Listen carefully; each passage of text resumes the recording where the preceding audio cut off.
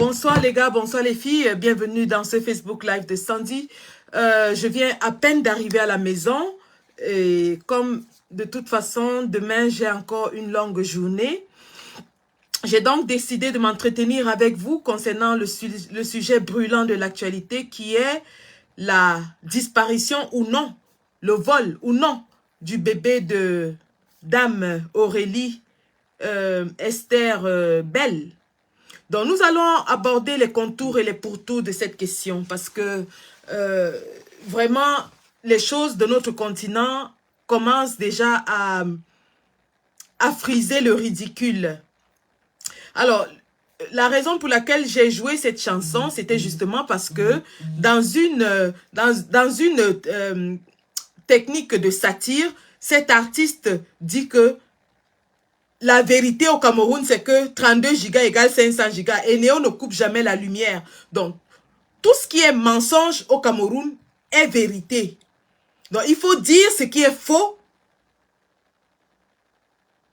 qui est présenté comme étant vrai par le gouvernement. Et si vous ne faites pas comme le gouvernement veut, il vous tue, il vous massacre comme on a massacré Martinez Zogo, il vous coupe la langue ou alors il vous torture. Donc, au Cameroun, le mensonge est instauré comme la vérité. Donc, voilà donc une histoire qui atterrit dans nos petits écrans le 3 avril 2023.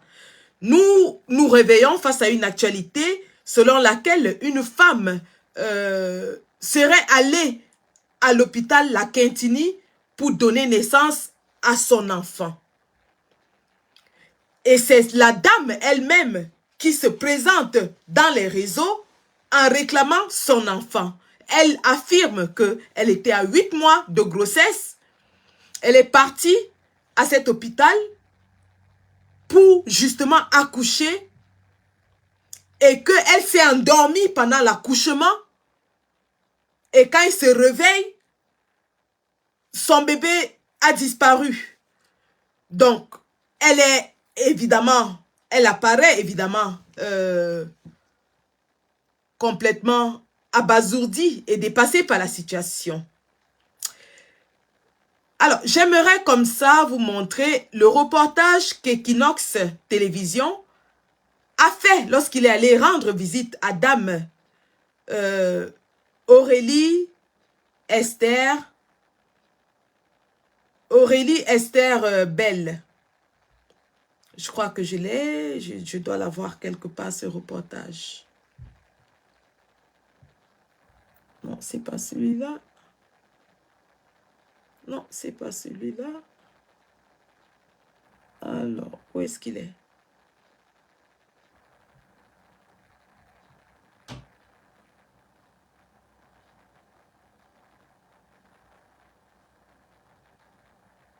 Un instant, je l'ai quelque part. Alors, il est là. Suivons ensemble ce reportage et vous allez me donner votre ressenti par rapport... N'arrête de... Alors, où est-ce que je suis là? Je suis là? Je pense que si je fais ça, ça va me faire une rotation. Et puis je mets le son. Esther Aurélie Bell n'arrête de pleurer de n'avoir pu tenir son nourrisson entre ses bras. Je suis même dépassée, je ne sais même que je... Cette histoire me rend depuis un certain moment, je ne dors pas. Alors, dans cette formation sanitaire le 31 mars dernier encore. Pendant que je vais jouer tous les éléments que j'aurai dans ce live, je vous prie de prêter attention à une chose. Une chose, je vous en prie. Prêtons attention à une chose. Je ne vous demande pas beaucoup, hein. Nous sommes des adultes pour la majorité d'entre nous. Nous sommes des parents pour la majorité d'entre nous. Et nous savons ce que c'est qu'une mère éplorée, une mère qui vient de perdre son enfant. Donc, je vais vous prier, pendant que je vais jouer les éléments, de prêter attention au langage corporel, à l'expression du visage de Dame Aurélie Esther Bell. Une seule chose, hein, prêtez attention au langage corporel à l'expression de son visage et de ses émotions, si jamais vous en trouvez, dans les reportages que je vais vous montrer. Alors, on y va.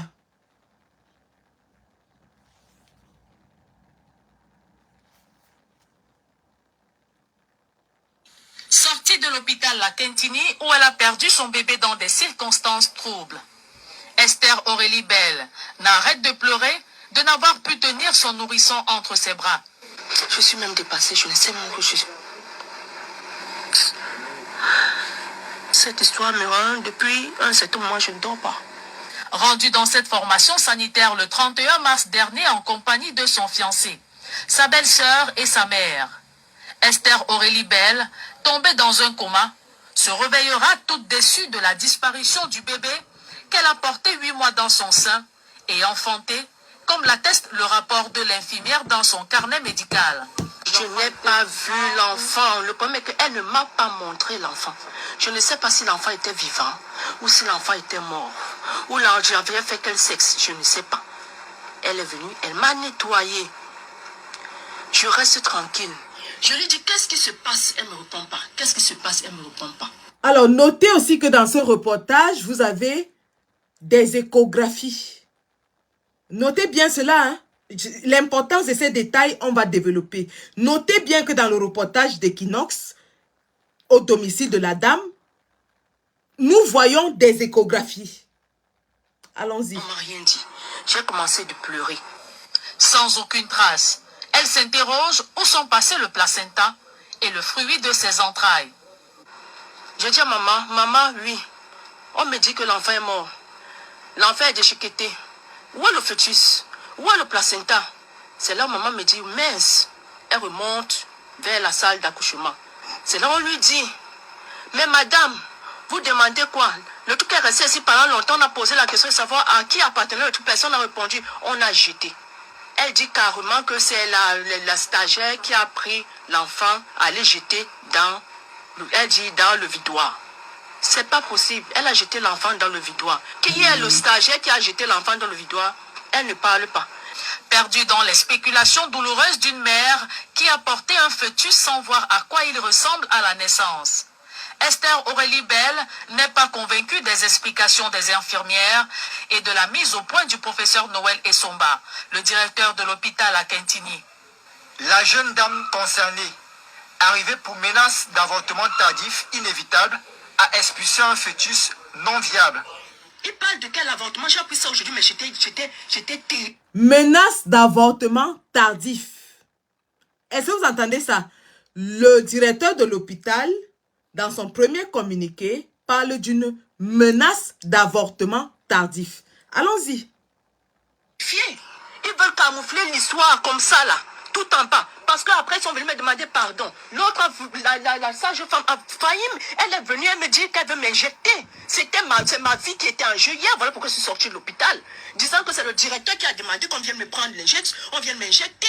Pourtant, Alors, Madame Esther Belle, dans ce reportage, dit que elle s'est réveillée, il n'y avait pas de fœtus, il n'y avait pas l'enfant. Donc, le fœtus était déjà expulsé.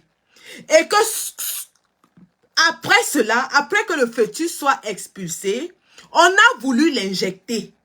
Et elle dit que c'est le directeur de l'hôpital qui aurait ordonné qu'on l'injecte. Elle le dit, hein. Elle parle de se réveiller et il n'y a plus l'enfant et d'une injection. Donc, l'injection vient après que l'enfant soit parti. Allons-y. Continuons. Ces gens nous prennent pour des cons. le directeur n'était pas au courant de ça. Voilà pourquoi je sors de l'hôpital. Alors que ce vide restera à jamais gravé dans sa mémoire, Esther Aurélie Belle demande que justice lui soit rendue. Voilà. Donc ça, c'est le reportage d'Equinox au domicile de la dame. La dame, par ailleurs, dit même que c'est à cause de cette injection qu'elle a préféré rentrer chez elle. D'accord? Parce que sa vie était en danger, d'après elle, dans ce reportage. Elle a préféré rentrer à la maison. Voici une femme qui vient d'expulser un fœtus Je ne parle pas encore du stage, du niveau de grossesse auquel elle était, hein, quel que soit le niveau de grossesse. Voici une femme qui vient donc d'expulser un fœtus, qui quitte l'hôpital parce qu'elle estime que, après que son fœtus ait été expulsé, on a voulu l'injecter. Et alors, pour être en sécurité, elle est sortie de l'hôpital, elle est rentrée à la maison. Mesdames, mesdemoiselles et messieurs, les dirigeants du Cameroun pensent que nous sommes encore à l'ère de Mathusalem, où il n'y avait pas d'information, où il n'y avait pas de Camerounais assez avertis, où les gens ne savaient pas ce qu'ils disaient ou ce qu'ils faisaient. Ils pensent que nous allons boire leurs paroles comme paroles d'évangile. Nous sommes au 21e siècle, à l'ère digitale.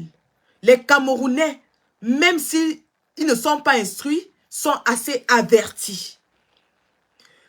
Vous avez des millions de Camerounais qui ont quand même un certain niveau scolaire. Vous avez des dizaines de milliers de Camerounais qui exercent dans la profession des métiers de la santé. Au Cameroun comme à l'étranger. À un moment donné, il faut arrêter de prendre des Camerounais pour des gourdes. À un moment donné, il faut arrêter.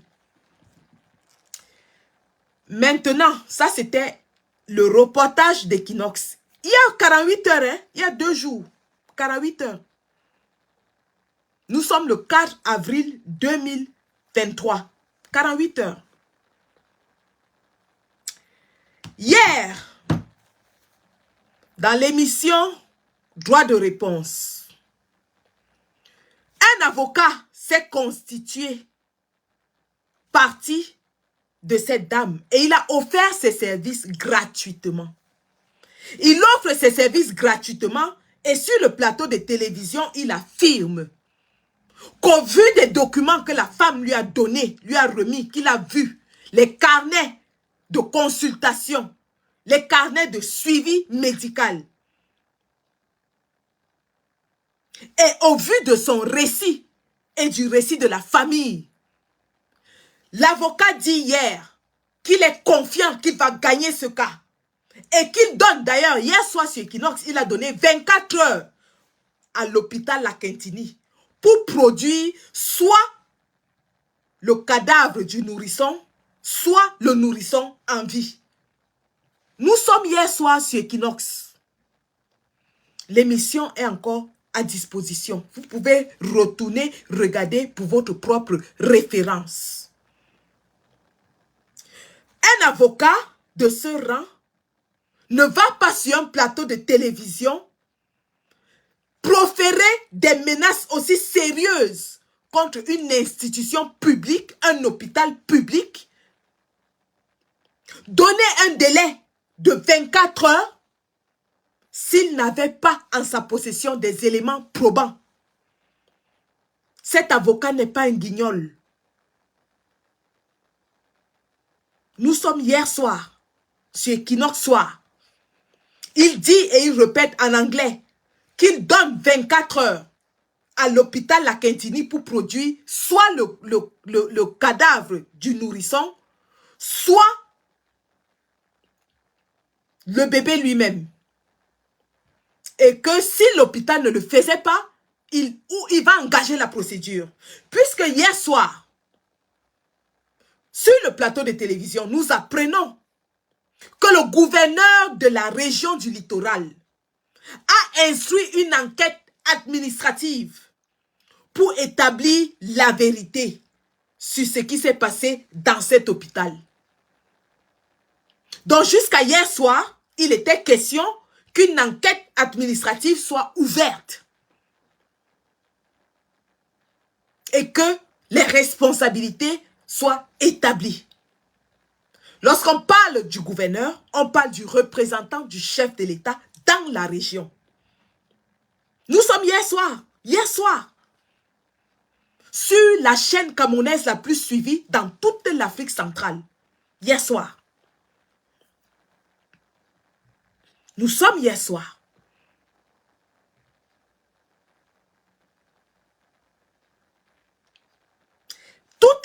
femmes qui étaient sur le plateau de télévision hier étaient catégoriques.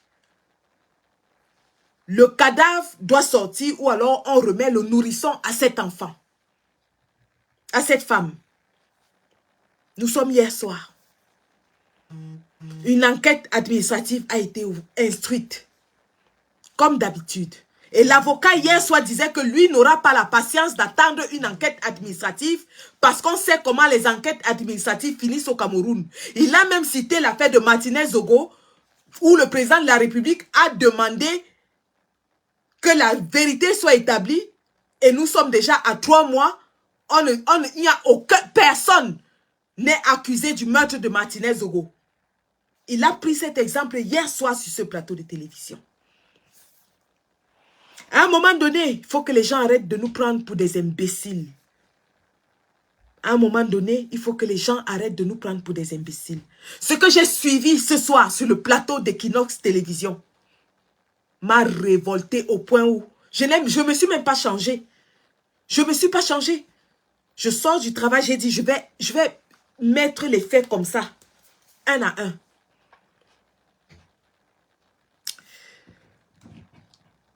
Alors, revenons sur les faits.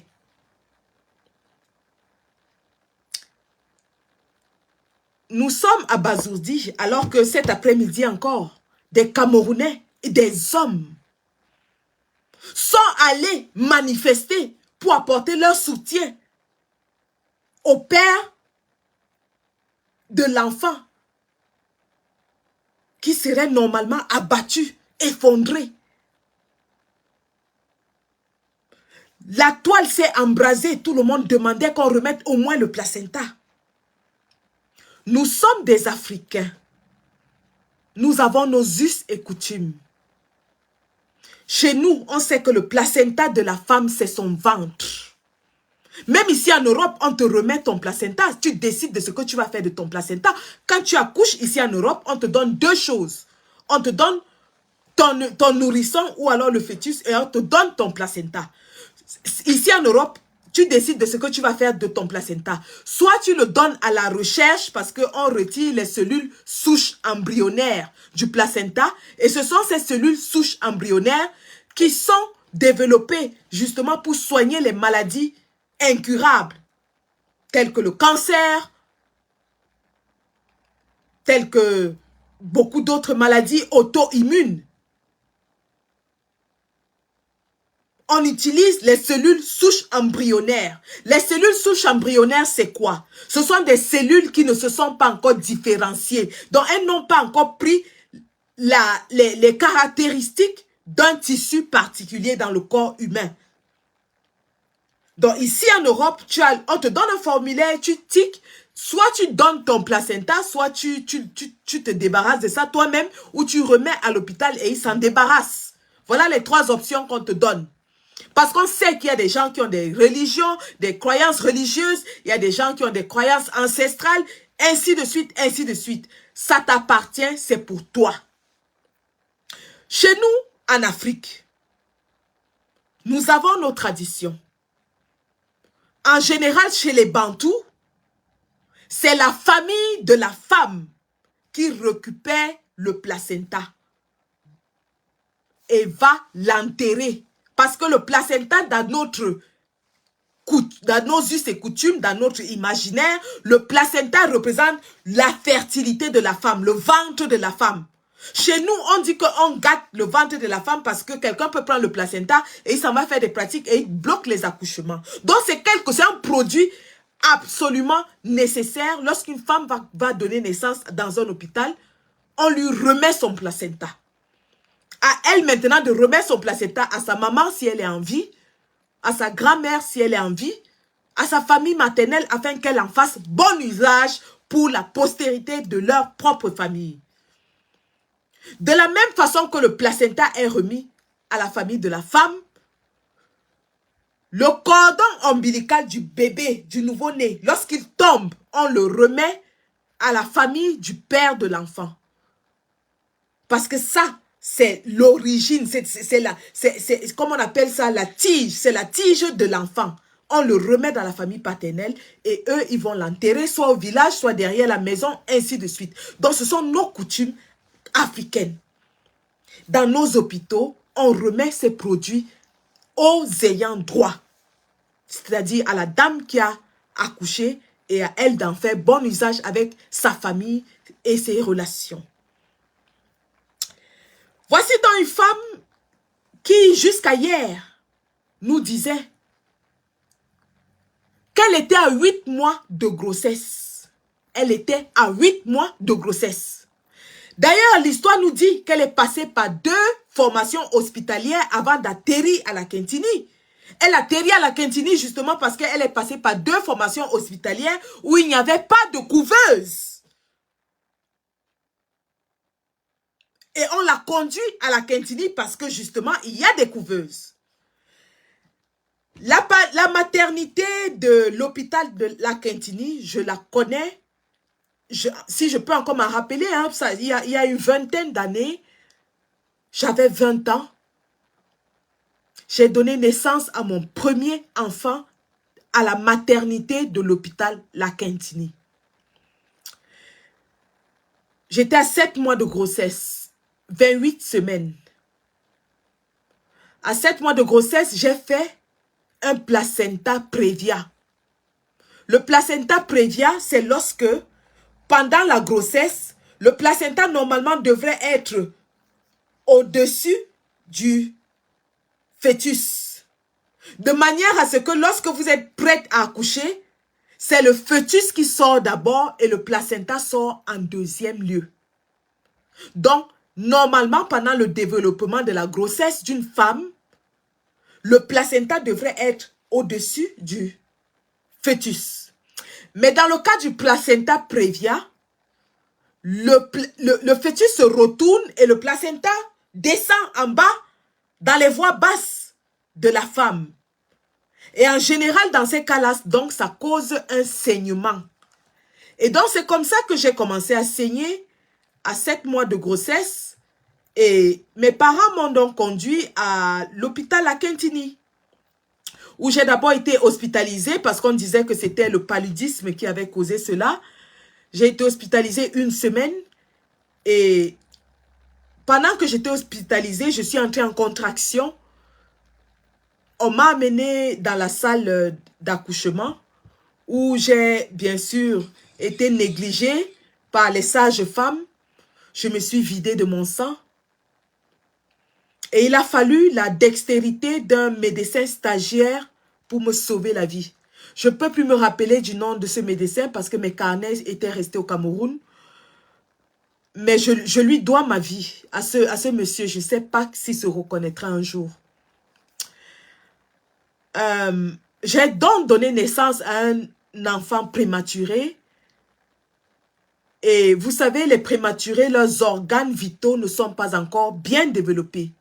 C'est la raison pour laquelle on les met dans des couveuses, le temps justement pour eux, pour les organes de maturer afin qu'ils puissent grandir normalement. Mon fils a fait 2 semaines dans la couveuse, 2 semaines pendant lesquelles je l'ai allaité, je m'en suis occupée comme d'une mère qui a son nouveau-né.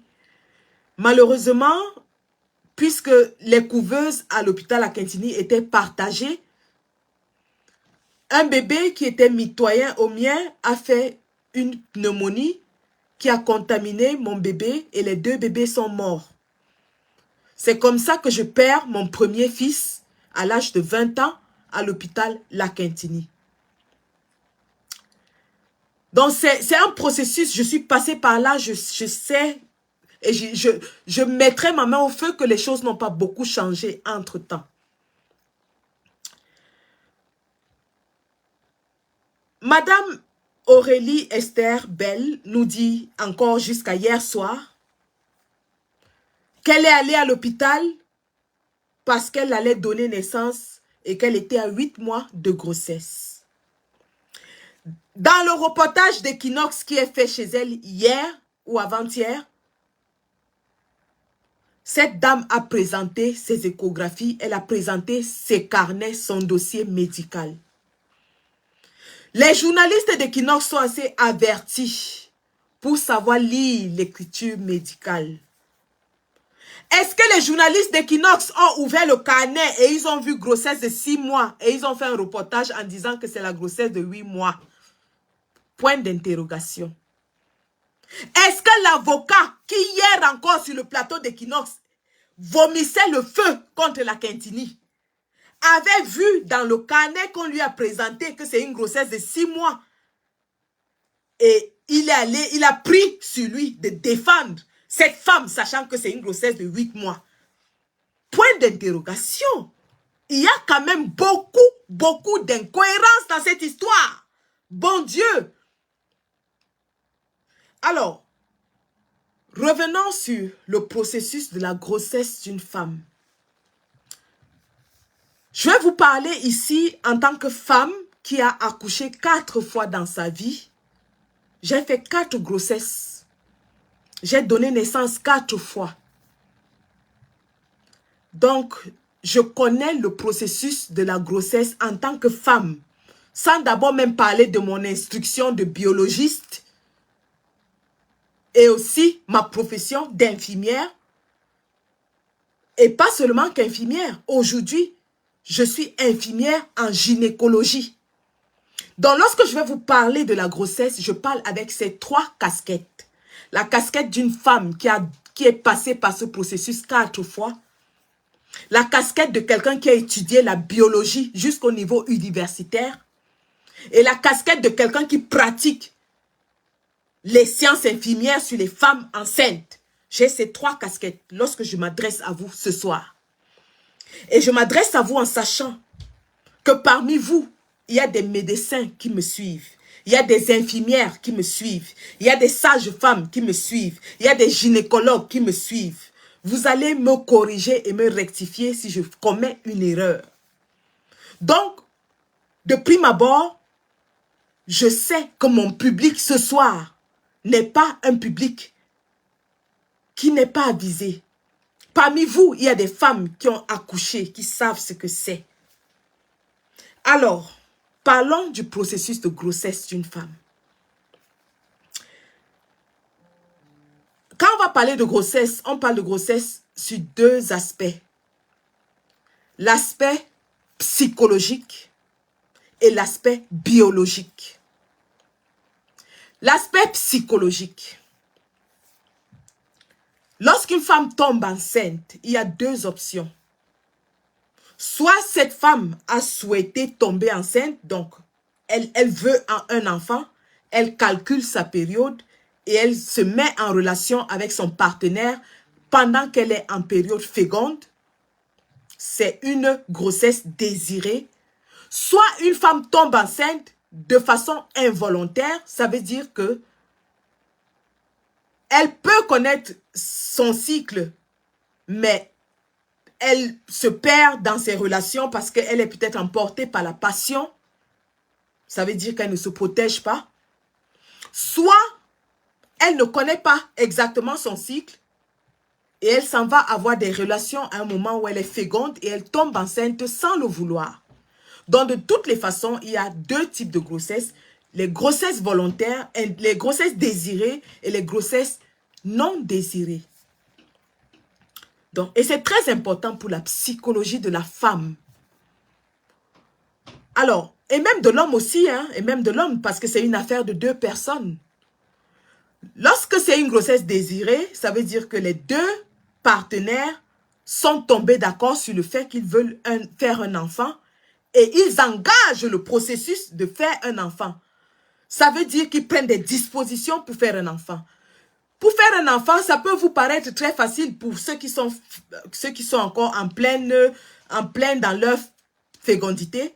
Mais pour beaucoup de personnes, ce n'est pas aussi facile que cela. Pour beaucoup de personnes, il faut passer par des étapes de préparation. Soit prendre des vitamines, soit consulter, soit même faire in vitro.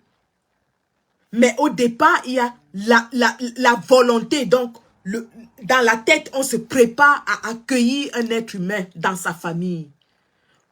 Lorsqu'on s'en va donc dans ce processus, on veut on désire profondément. Pour le cas des grossesses indésirées, il peut arriver que la femme ne désire pas garder la grossesse parce que sa relation avec cet homme ne le permet pas. Alors là, elle va donc s'engager à se faire avorter.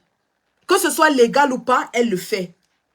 Ou alors, elle décide de garder l'enfant malgré que sa relation avec le père de l'enfant, père biologique de l'enfant, ne soit pas claire. Et dans ce cas, à partir du moment où elle décide de garder l'enfant, elle rejoint celle qui a voulu l'enfant dès le départ. Ça veut dire que psychologiquement, elle est prête, elle accepte, elle se prépare à accueillir un être humain dans sa vie. Et lorsqu'une femme est déjà dans ces dispositions, elle rêve de son enfant. Elle pense à son enfant. Elle imagine son enfant. Elle commence même à penser à des noms. Nom de filles, nom de garçons. Elle commence à s'attacher émotionnellement à cette vie qui grandit en son sein. Évidemment, les premiers mois vont passer avec tout ce que ça comporte. Pour beaucoup d'entre nous, c'est vrai que ce n'est pas la vérité pour tout le monde. Ça veut dire les vomissements, les fatigues, le sommeil, ainsi de suite. Parfois, des petites maladies même. Donc, au début, elle passe à travers tout cela. Et elle supporte tout cela parce qu'elle sait qu'au bout de cela, il y aura son bébé ou ses bébés. Donc, le premier trimestre est parfois très difficile parce qu'on traverse, il y a les changements hormonaux dans le corps. Les hormones commencent à être sécrétées, à être produites pour préparer le corps de la femme à faire grandir l'enfant dans son corps.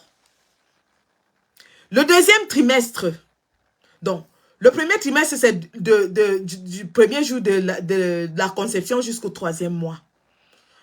Alors, lorsque la femme constate qu'elle est enceinte, si elle désire garder cette grossesse, elle va vers une formation sanitaire où elle va dire qu'elle est enceinte et qu'elle a besoin d'un suivi. Évidemment, on va lui faire les tests préliminaires, ainsi de suite.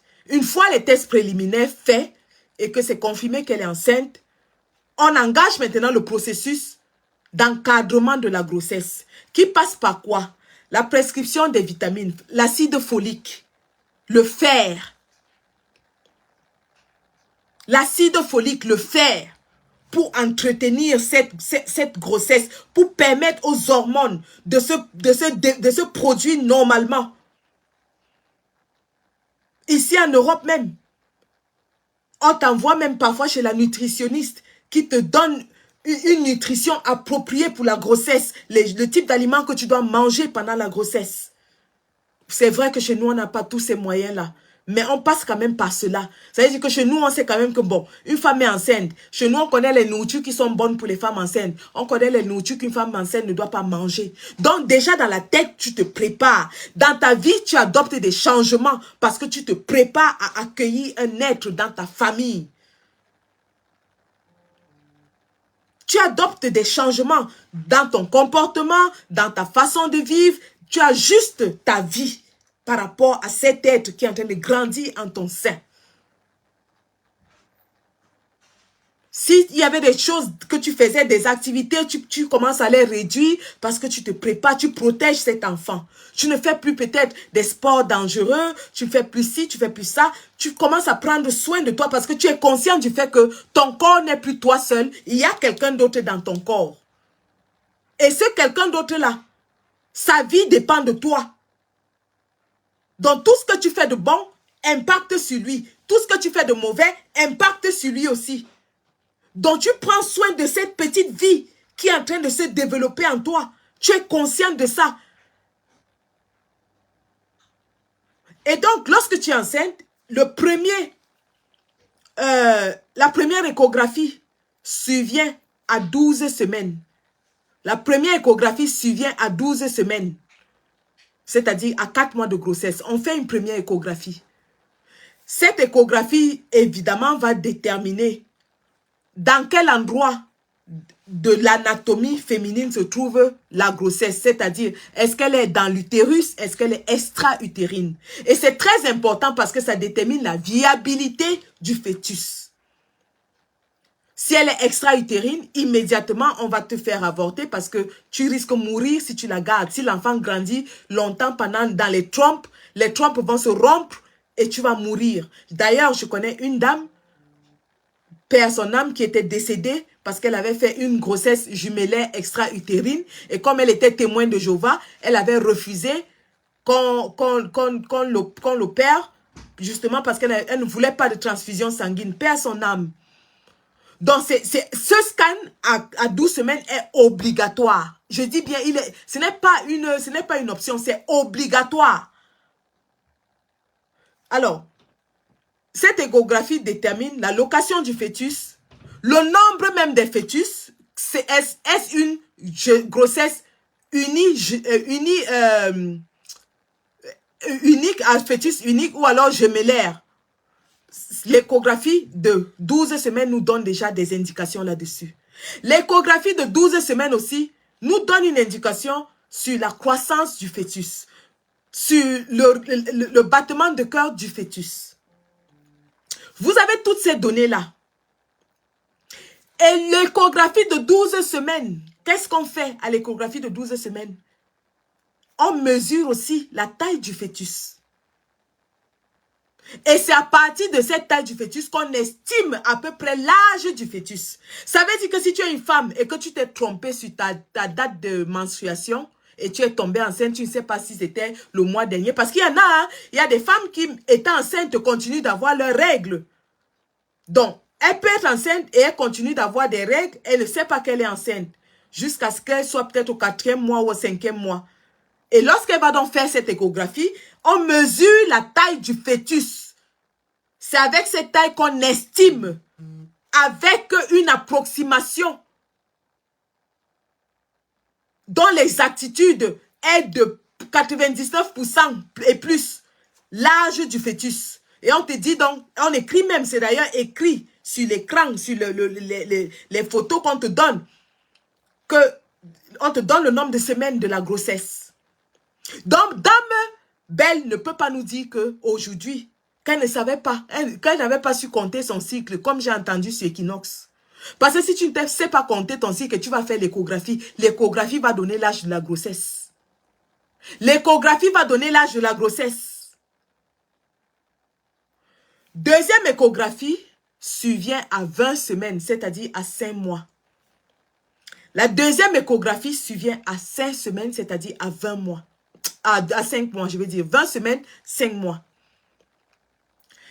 Dans cette échographie de 20 semaines, on est à mesure de vous donner le sexe de l'enfant. Parce que oui, à 20 semaines, l'enfant a déjà des caractéristiques sexuelles qui apparaissent. On vous donne déjà le sexe de votre enfant à la deuxième échographie.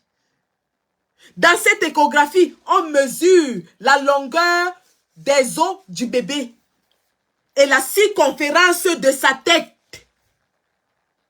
Et c'est à partir de ces calculations qu'on donne l'âge exact du bébé.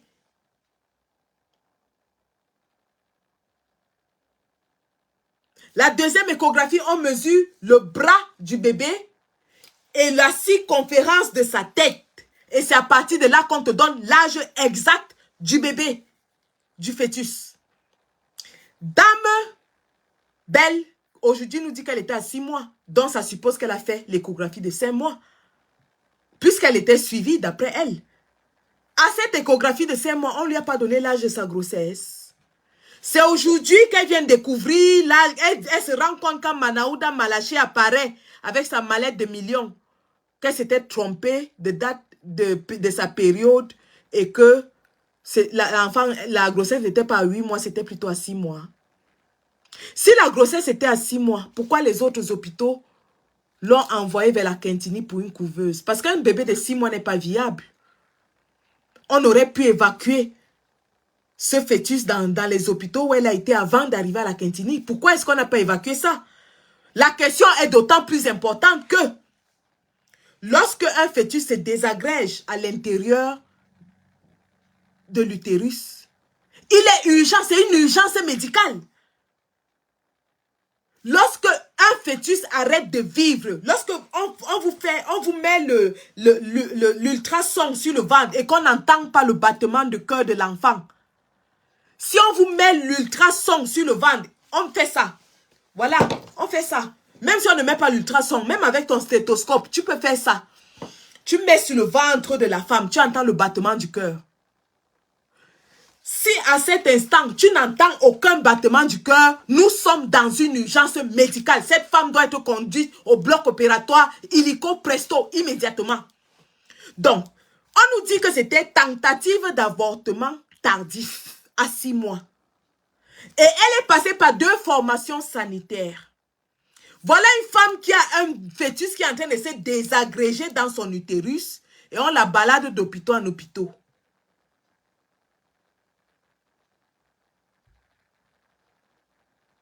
Vous prenez les gens pour les qui finalement? Vous prenez les gens pour les qui? Un fœtus qui se désagrège à l'intérieur de l'utérus, avec tout ce qu'il y a dans cet espace, dans l'utérus d'une femme enceinte, comme fluide, comme le sang. Elle ne peut pas faire 24 heures sans que l'odeur. Pour celles qui avortent, elles savent de quoi je parle. Les filles qui prennent les comprimés au quartier pour avorter, elles savent de quoi je parle. Parce que quand une fille avorte, sa mère sait toujours. Rien que l'odeur qui sort de là.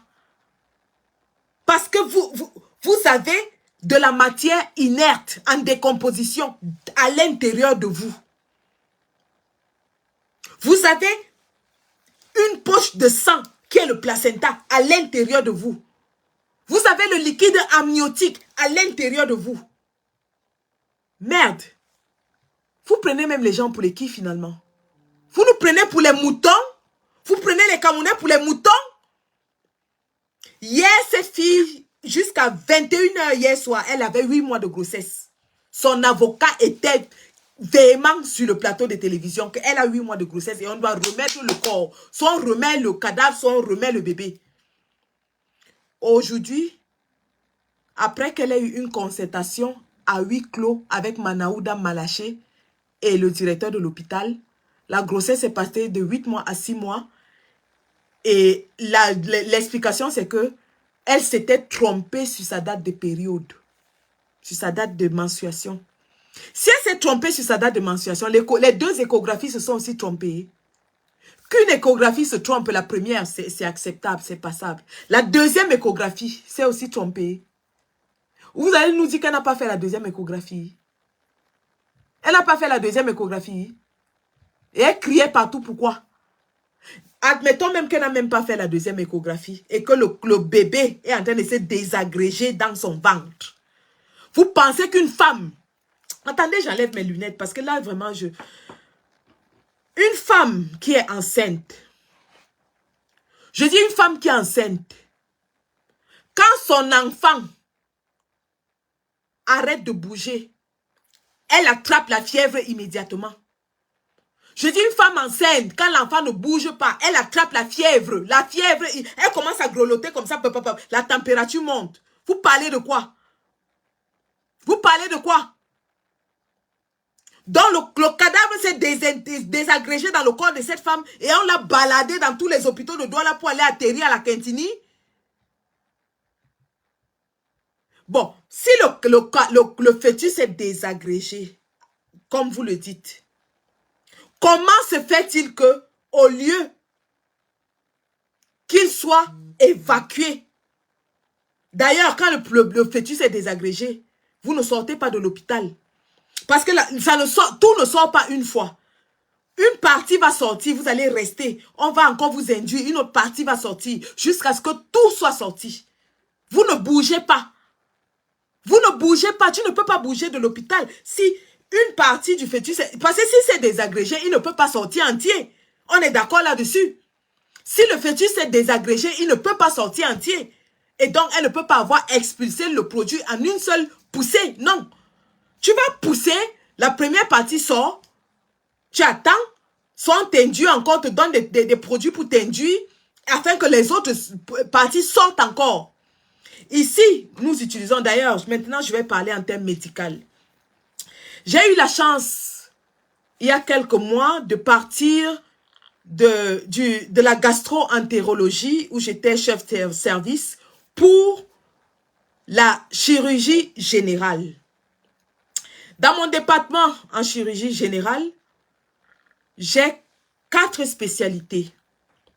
J'ai la chirurgie générale, c'est-à-dire les opérations mineures de tous les jours, les appendicites, les gastroscopies, toutes les petites opérations de routine là, les incisions et drainage des blessures, tout ça.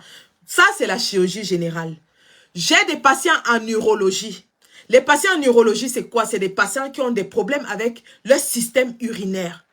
Lorsqu'ils arrivent dans mon hôpital, ils viennent dans mon département, on les reçoit. Et j'ai fait la formation pour ça, pour m'occuper des patients en urologie. Urologie féminine ou masculine. Parce que c'est différent. Maintenant, j'ai aussi des patients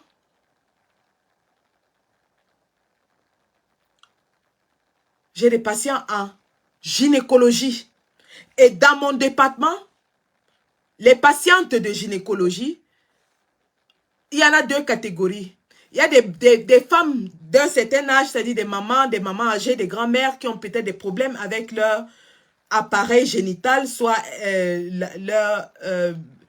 ici, ils appellent ça prolapse. Donc, quand on atteint un certain âge, 70-80 ans, parfois l'utérus sort. Donc, elles viennent chez moi, on s'en occupe. On a d'autres qui ont les cancers de l'utérus, on s'en occupe. C'est chez moi qu'elles viennent. Hein. Je suis en gynéco. Cancer de l'utérus, cancer des trompes, elles viennent chez moi. On s'en occupe. Donc, on a des gens qui ont des procédures gynécologiques de routine. Et on a aussi des patientes qui viennent avec la grossesse. Là, maintenant, nous sommes en obstétrique, c'est-à-dire gynécologie obstétrique. Donc, nous sommes maintenant avec les patientes qui sont enceintes. Dans mon département, on reçoit jusqu'à 5 mois de grossesse, donc 20 semaines. À plus de 20 semaines, on les envoie en maternité. Parce que là, à plus de 20 semaines, le fœtus est viable, donc on les envoie en maternité. Donc, dans mon département, je reçois 2 types de femmes enceintes. Il y a des femmes enceintes qui veulent terminer leur grossesse, parce qu'ici, c'est légal. Jusqu'à 5 mois, tu peux décider d'arrêter ta grossesse, tu vas en hôpital, tu signes les papiers et on te donne le médicament, tu évacues la grossesse. L'évacuation de grossesse se fait de 2 façons, de façon médicale, donc on manage ça dans le département, ou alors de façon chirurgicale, tu vas au bloc opératoire et on enlève. Donc, ces patientes-là sont sous ma charge. Donc, tu as des patientes qui veulent enlever la grossesse, qui veulent terminer leur grossesse de façon volontaire, on les prend en charge. Et tu as les patientes qui n'ont pas de choix, c'est-à-dire qu'une pathologie est venue les obliger à mettre fin à la grossesse. Donc, elle peut tomber malade ou alors le fœtus peut avoir une déformation et on estime que cette déformation ne permettra pas au fœtus de vivre. On arrête dans la grossesse. Donc, parfois, on a les Down syndrome. C'est vrai qu'encore, même le Down syndrome, le syndrome de Down, il y a des mamans qui choisissent d'accoucher leurs enfants avec le syndrome de Down et qui les élèvent. Ici, là, il y a des instituts partout, on s'en occupe très bien. C'est-à-dire qu'elles se préparent psychologiquement à élever un enfant handicapé. Il y a des femmes qui le font. Donc, tu as donc ces femmes qui décident d'arrêter la grossesse de façon volontaire et tu as les femmes qui décident dont on est obligé d'interrompre la grossesse, soit parce qu'elle est extra-utérine, soit parce que la mère ou l'enfant a une pathologie. Donc, on les aide à évacuer la grossesse. Lorsque nous faisons cela, lorsque nous terminons la grossesse d'une femme, que ce soit de façon volontaire ou de façon obligatoire, on a l'obligation d'accompagner psychologiquement la patiente. Nous avons l'obligation d'accompagner psychologiquement la patiente. Pourquoi? Parce que ici, il s'agit d'un être humain. La loi ici considère les fœtus comme des êtres humains.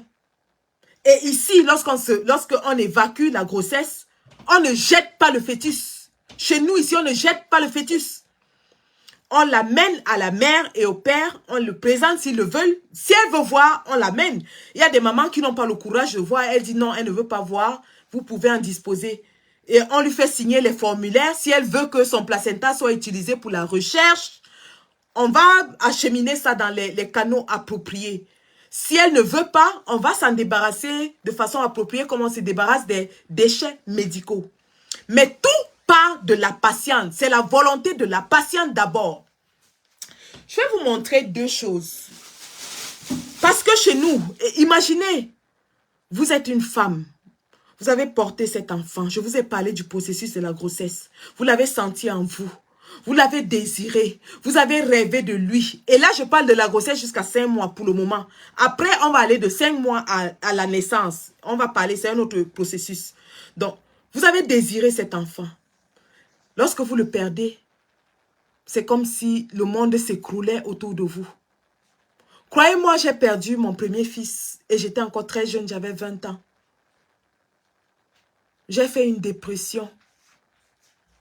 J'ai voulu me suicider. Regardez, j'ai une cicatrice ici. Je m'étais coupé la veine parce que je voulais mourir. Ma vie n'avait plus de sens. Ma vie n'avait plus de sens. Malheureusement pour moi, le père de mon enfant était parti se chercher à l'étranger comme beaucoup de Camerounais. Donc j'étais restée seule. Et il me fallait gérer la perte de mon enfant seule. Je porte encore cette cicatrice. Elle est là. J'ai essayé de me tuer parce que ma vie, je la voyais comme si je croyais que je ne pouvais plus vivre. Mes parents étaient obligés de me faire sortir de la maison et m'envoyer chez ma grande sœur. Parce qu'à la maison, ma chambre de jeune fille, je l'avais décorée pour mon bébé. Puisque j'avais fait le scan de 5 mois, je savais que j'aurais un garçon. J'achetais les vêtements bleus, les petits vêtements bleus. J'avais décoré, j'avais mon petit panier, mon petit berceau, j'avais mes petits trucs dont ma chambre était empreinte de mon enfant. J'étais prête à recevoir mon enfant. Je n'avais pas grand-chose, j'étais une petite fille. Mais je faisais le commerce. Je vendais le manioc, je vendais la nourriture. Dans le petit argent que j'avais. Et puis le père de mon enfant, avant de partir, il m'a laissé quelque chose. Donc j'avais préparé ma grossesse. Il fallait me voir. Dans mes 20 ans, première grossesse, je sautillais avec mon petit ventre rond. J'étais heureuse. Je me sentais femme. Je me sentais femme. J'imaginais un avenir pour mon bébé. J'imaginais ce que j'allais lui apprendre. Je voyais mon papa se balader au quartier avec lui, être fier de lui. J'étais prête à avoir mon bébé. Mais il est parti. Donc, pour une femme qui veut vraiment un enfant, perdre son enfant est la pire des choses qui puissent arriver à une femme. Il n'y a pas une douleur qui dépasse la douleur là. Même si ça fait 30 ans, même si ça fait 50 ans, ton enfant, c'est ton enfant.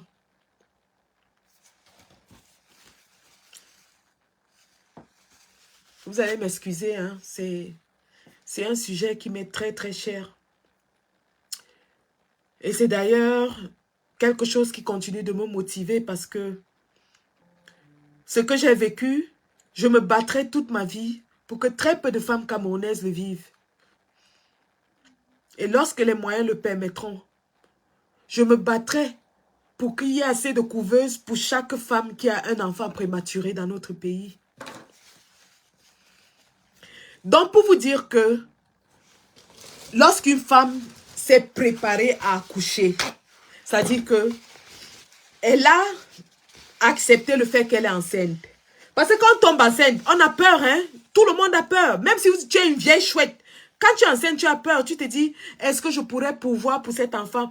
Qu'est-ce qui se passe si le père de l'enfant me laisse? Qu'est-ce que tu te poses beaucoup de questions? Donc, accepter de garder une grossesse, c'est accepter d'affronter tout ce que la vie va te lancer avec ton enfant. Ça veut dire que si la vie décide que, si même le père de l'enfant te jette dehors, tu acceptes que oui, je préfère souffrir avec mon enfant. Donc c'est psychologiquement, tu es prêt à cet enfant, tu es prêt pour cet enfant. Donc quand tu le perds, c'est comme si ton univers s'écroulait. Même si tu as d'autres enfants, hein, un enfant ne remplace pas l'autre. Hein. Nous avons des enfants, chaque enfant a sa place. Chaque enfant est particulier. Même si tu as d'autres enfants. Quand tu perds un enfant, la douleur de ça, personne ne peut définir ça. Personne. Ça fait mal. Ça fait très mal. Ça fait mal. Il n'y a pas quelque chose qui dépasse la douleur d'une femme qui a perdu son enfant. Et quand tu penses qu'il y a des femmes qui donneraient ciel et terre pour avoir un seul petit enfant, un bout d'enfant. Il y a des femmes qui veulent accoucher, mais qui n'arrivent pas. Dernièrement, dans mon département, j'ai eu une patiente de mon âge, une femme de 43 ans, qui a cherché l'enfant toute sa vie jusqu'au point où elle a désespéré, elle a oublié, elle a dit que bon, peut-être son destin, la vie n'a pas voulu qu'elle ait d'enfant. Et comme ça, elle vient à l'hôpital avec un mal au ventre. Elle dit, oh, j'ai mal au ventre, j'ai mal au ventre. Et on s'est dit, puisqu'elle a ses règles, hein, elle a ses menstruations, on s'est dit, oh, ça doit être sûrement quelque chose, une infection abdominale ou un truc chirurgical. Lorsqu'on envoie donc la femme au scanner pour voir qu'est-ce qui lui cause le mal de ventre, on découvre qu'elle est enceinte. Une femme de 43 ans. Imaginez un peu. Imaginez cette femme si jamais, aujourd'hui, on lui a fait la fête au département, hein, on lui a fait une fête, surtout que c'était une africaine, donc j'ai organisé, on a acheté les chocolats et tout, on lui a fait une fête. Donc, imaginez qu'une femme qui a désiré un enfant le perde. Vous imaginez la détresse. Donc, je vais vous montrer deux petites choses que nous faisons ici. Donc, puisque je vous ai dit que dans mon département, ce sont des femmes qui sont à moins de 6 mois de grossesse, donc du premier jour de la grossesse jusqu'à 5 mois, elles viennent chez nous. Si elles sont malades pendant la grossesse, elles viennent chez nous, on les soigne, elles retournent suivre leur grossesse normalement. Et là, dans ce cas-là, la grossesse est suivie, c'est-à-dire son traitement est fait conjointement avec le département de maternité. Ça veut dire que nous, on la soigne, mais en même temps, le département de maternité monitore, surveille son enfant. Donc, on a ces patients-là, on a des patientes qui viennent avec des petites maladies dans la grossesse, on les soigne et rentrent. On a des patientes qui viennent parce qu'elles veulent terminer leur grossesse et on a d'autres qu'on est obligé de terminer la grossesse parce qu'il y a une pathologie ou parce que l'enfant, il y a une malformation.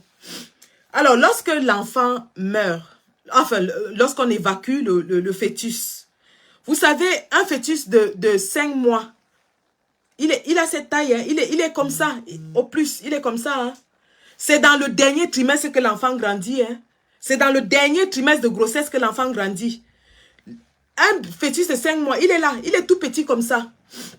Donc, lorsque la femme, quand on lui donne le produit et qu'elle veut déjà, elle entre en contraction, elle veut déjà évacuer le produit, on lui interdit d'aller aux toilettes. On lui donne, on appelle ça ici chez nous, bedpan. On lui donne un outil qu'elle va mettre sur les toilettes et elle va aller aux toilettes. Même si elle fait pipi, même si elle fait n'importe quoi, elle fait tout dedans comme ça. Nous-mêmes, on vérifie. Donc, une fois qu'elle évacue, et en général, ce n'est que le produit qui sort. Parce que quand tu es enceinte et que tu commences à avoir les contractions, tu crois que tu vas faire caca. Mais ce n'est pas le caca, c'est le produit, c'est le produit qui est dans l'utérus qui veut sortir. Mais ça fait comme si tu voulais faire caca. Donc, quand une femme donc, commence à dire que je vais aller aux toilettes, je vais aller aux toilettes, on lui donne ça, elle s'assoit. Et quand le produit sort, on recueille. Maintenant, on attend le placenta. Parce que le placenta ne sort pas avec le fœtus. Le placenta sort après le fœtus. On attend le placenta. Si le placenta tarde, on donne encore une autre dose du médicament. Ça provoque encore les contractions. Et là, maintenant, elle expulse le placenta. Quand le placenta sort, nous mettons le placenta dans on a un seau désigné pour cela qui va aller au département de pathologie médicale. Le fœtus lui-même maintenant, on le met dans ce petit panier. On a des petits paniers comme ça qui varient en taille. Donc, ça c'est pour les tout petits, les plus petits. Regardez bien hein, ce petit panier. Ça c'est pour les tout petits, donc de 4 mois, 3 mois, vraiment des petits. Parfois ils sont comme le tétard. Mais c'est l'enfant de quelqu'un, on ne jette pas. C'est l'enfant d'une femme. C'est le produit d'une femme qui a voulu un enfant. C'est l'enfant d'un homme. On le met là, on le traite comme un être humain. Nous le mettons là dans ce petit panier, comme un bébé. Bon, il y a des petits coussins, pour celles qui veulent, on peut mettre un petit coussin, donc on met la tête du bébé sur le coussin. On met la tête du fœtus sur le coussin. Et parfois, donc, on le recouvre. On lui donne de la dignité. On traite le fœtus avec dignité. On lui donne de la dignité. Regardez comment c'est beau, c'est bien fait. On le couvre, on l'emballe, on l'enrobe très bien là. On le rend présentable. Et maintenant, on demande à la mère, est-ce que tu veux dire au revoir à ton enfant? Si la mère dit oui, elle veut dire au revoir à son enfant, nous prenons donc l'enfant, le fœtus préparé et habillé dans ce panier et nous l'amenons dans la chambre de la maman. Et ce boulot, ce n'est pas l'infirmière qui s'occupait d'elle qui le fait. Ce n'est pas l'étudiante qui le fait, la stagiaire. Ce n'est pas l'aide-soignante qui le fait, c'est moi, la chef-service. Parce que là maintenant, on parle d'une femme qui est en détresse, qui est en train de pleurer. Il faut non seulement l'accompagner psychologiquement, la calmer, mais lui permettre de faire son deuil. Donc, quand le produit sort, mes infirmières s'arrêtent et elles viennent vers moi. Même si j'étais en train de faire n'importe quoi, je m'arrête. J'arrête d'abord ça. Et je vais m'occuper de la patiente qui est en train de pleurer son bébé. Je prends le bébé qu'on a apprêté, le fœtus, je l'amène dans la chambre et je montre à la maman. Je lui donne son bébé dans ce petit panier bien présenté, de façon à ce qu'il soit comme un être humain, qu'elle ressente que voilà, c'est un bébé. Ce n'est pas un truc, comme j'ai entendu dire sur Equinox, un truc, un machin qu'on va jeter dans les cabinets. Ce n'est pas un truc, c'est un être humain. C'est le fruit de l'amour entre un homme et une femme. C'est le fruit de l'amour d'une femme qu'il a entretenu dans son utérus pendant des mois. C'est le fruit de l'attention d'une femme qui a pris des précautions pour garder cet enfant. On le traite avec dignité et respect. C'est une vie humaine. Donc, j'amène donc ça et je demande à la dame, est-ce que tu voudrais que je reste ou est-ce que tu voudrais que je sorte? La majorité préfère que je reste souvent, mais il y en a qui peuvent me dire que tu peux te mettre de côté. Donc, si la maman me dit, je me mets de côté, je sors, je lui donne un petit temps d'intimité avec son enfant. Le temps qu'elle parle à son enfant. Le temps qu'elle lui dise au revoir. D'après ses croyances religieuses, d'après son background culturel, elle va faire son au revoir à son enfant. Il y en a qui croient que quand l'enfant est mort, il va revenir. Il y en a qui croient que quand l'enfant est mort, ça dépend des croyances de tout un chacun. Elle fait ce qu'elle a à faire avec son enfant d'après ses croyances. Et d'après son background culturel et ethnique. L'autre question que je lui pose, c'est est-ce que tu voudrais que le père de l'enfant, parce que n'oubliez pas, l'enfant est d'abord l'enfant de la mère, où qu'on soit. Est-ce que tu aimerais que le père de l'enfant vienne aussi dire au revoir à l'enfant? Parce que après tout, lui aussi, il est passé par ce processus. Lui aussi, il a désiré cet enfant. Lui aussi, il s'est préparé à être père. Donc lui aussi, il est en détresse. Il doit faire son deuil. Si la femme dit oui, et ça dépend de la relation qu'elle a avec son homme. Si elle dit oui, je retourne au téléphone. On n'est pas pressé, hein? On ne coupe pas, on n'est pas pressé. Je retourne au téléphone, j'appelle le père de l'enfant et je lui demande de venir à l'hôpital. il vient, lorsqu'il vient, nous reprenons le bébé dans le fœtus et nous remettons au père et à la mère. Nous les laissons dans leur intimité, dire au revoir à leur enfant, à leur façon. Lorsqu'ils ont fini de dire au revoir à leur bébé, à leur nourrisson, à leur fœtus, on leur donne des options. Voilà, nous avons des documents qu'on leur donne. Ça, c'est un seul que j'ai pris. Mais il y a plusieurs documents d'après le scénario. Nous leur donnons dans des informations. S'ils ont besoin de soutien psychologique, il y a des numéros de téléphone qui sont appropriés là-dedans. Il y a des orientations. Et puis, on leur explique ce qui va se passer avec le corps du bébé. Est-ce qu'ils souhaiteraient remettre cela à la science? Parce que vous savez, ici en Europe, la science est très développée. Et l'embryon, le fœtus et le placenta sont hautement utilisés dans les recherches scientifiques. Pourquoi? Parce qu'ils contiennent des cellules souches qui sont indifférenciées et qu'on peut développer en quelques cellules du corps, que ce soit pour traiter les pathologies. Donc, il y en a qui disent, oui, vous pouvez remettre nos produits à la recherche scientifique. On leur fait signer les papiers et on le fait. On achemine tout ça vers la pathologie qui va s'en occuper. Soit ils disent que non, dans notre culture, on ne fait pas ça, on veut enterrer notre enfant. Et nous les orientons maintenant. La pathologie va faire bien sûr toujours. Il y a toujours une autopsie, toujours obligatoire. Toujours une autopsie. Et maintenant, lorsque c'est fait, on achemine maintenant le produit vers la morgue. Et à la morgue, maintenant, la morgue prend contact avec les parents et décide de quel genre d'enterrement ils veulent. Soit ils veulent enterrer, soit ils veulent incinérer. Je vous raconte tout ceci pour vous dire que une femme qui a perdu un enfant, un couple, pas seulement une femme, parce que c'est une affaire entre un homme et une femme, sous quelque ciel que ce soit, que nous soyons africains, européens, asiatiques, nous sommes des êtres humains. Lorsqu'on perd un être qu'on a aimé, on est affecté psychologiquement. Et chez nous, ici en Europe, ils ont identifié cela et ils prennent des mesures d'accompagnement de bout en bout.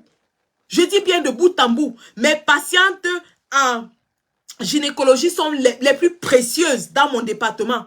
Ça veut dire que le patient qui est en urologie, qui est en train de pisser du sang, je peux le laisser. Quelqu'un d'autre peut s'occuper de lui. Dès que l'enfant là est mort, je laisse le patient qui est en train de pisser du sang en urologie. Je m'en vais m'occuper de la maman qui est en train de pleurer.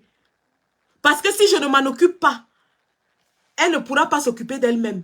Si elle a d'autres enfants, elle ne pourra pas s'en occuper. Donc, une seule personne affectée, on sait que la famille, c'est la mère. Si la mère n'est pas bien dans la tête, toute la famille souffre. Imaginez si cette femme a un enfant de 2 ans ou 3 ans à la maison et que psychologiquement, elle n'est pas bien. Qui va s'occuper de cet enfant de 2 ans? C'est pour ça que pour nous, la mère est importante. Sa psychologie est importante. Et je le dis encore parce que c'est la raison pour laquelle je suis infirmière aujourd'hui. Je suis infirmière aujourd'hui parce que je suis passée par ce processus, non seulement au Cameroun, mais aussi ici en Europe. En Europe, parce que quand j'accouche mon dernier garçon, son papa est à l'hôpital avec le cancer. Et ma mère meurt quelques jours après que j'ai accouché. J'étais dans tous mes états. J'avais un bébé en main, je ne savais même pas quoi en faire. C'est une sage-femme qui est venue, parce que quand tu accouches ici, tu rentres à la maison, tu es suivi par la sage-femme.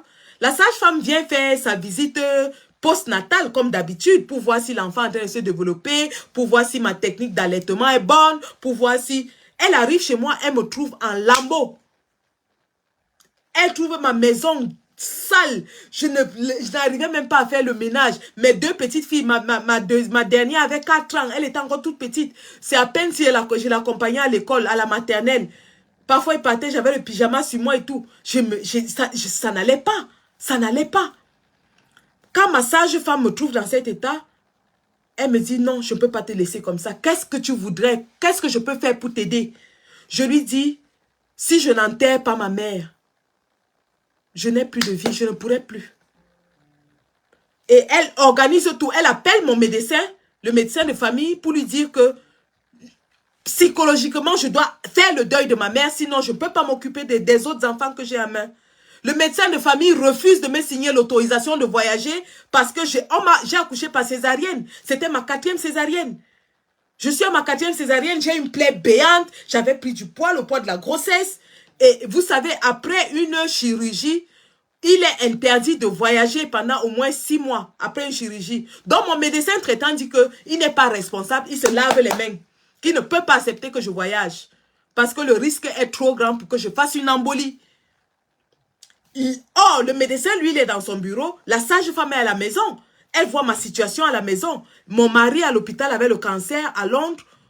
Je suis à la maison avec 2 petits-enfants et un nourrisson. Qu'est-ce qu'il faut faire? Je n'ai pas de famille en Europe, je n'ai personne.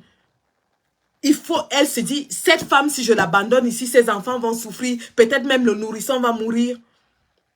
Cette femme, cette sage-femme signe mon autorisation de voyager. Elle prescrit les injections anticoagulantes pour moi. Elle me prescrit les chaussettes anticoagulantes, les chaussettes anti-embolie. Elle court elle-même à la pharmacie. Elle appelle le pharmacien qui voulait déjà fermer. Elle lui dit, ne ferme pas, j'ai une patiente qui a besoin de ça urgemment. Elle le fait pour moi, elle revient à 18 h. Elle me remet mes médicaments, mes chaussettes anti-embolie et mon autorisation de voyager. C'est comme ça que je voyage. 7 jours après avoir accouché par césarienne, la plaie est encore ouverte. Je vais au Cameroun, j'enterre ma mère. Et le fait d'avoir enterré ma mère m'a permis de faire mon deuil. Une fois que je suis rentrée, j'étais en paix avec moi-même. Je me suis dit, ok maman, j'ai fait mon boulot. Je t'ai accompagné dignement jusqu'à ta dernière demeure auprès de ton mari. Maintenant, je vais m'occuper des enfants. Et c'est ce jour-là que j'ai décidé que je serais infirmière dans ma vie. Parce que avant ça, j'avais une licence en biologie et mon ambition, c'était d'être pharmacienne. Mon ambition, c'était d'aller au second cycle et faire biochimie, être pharmacienne.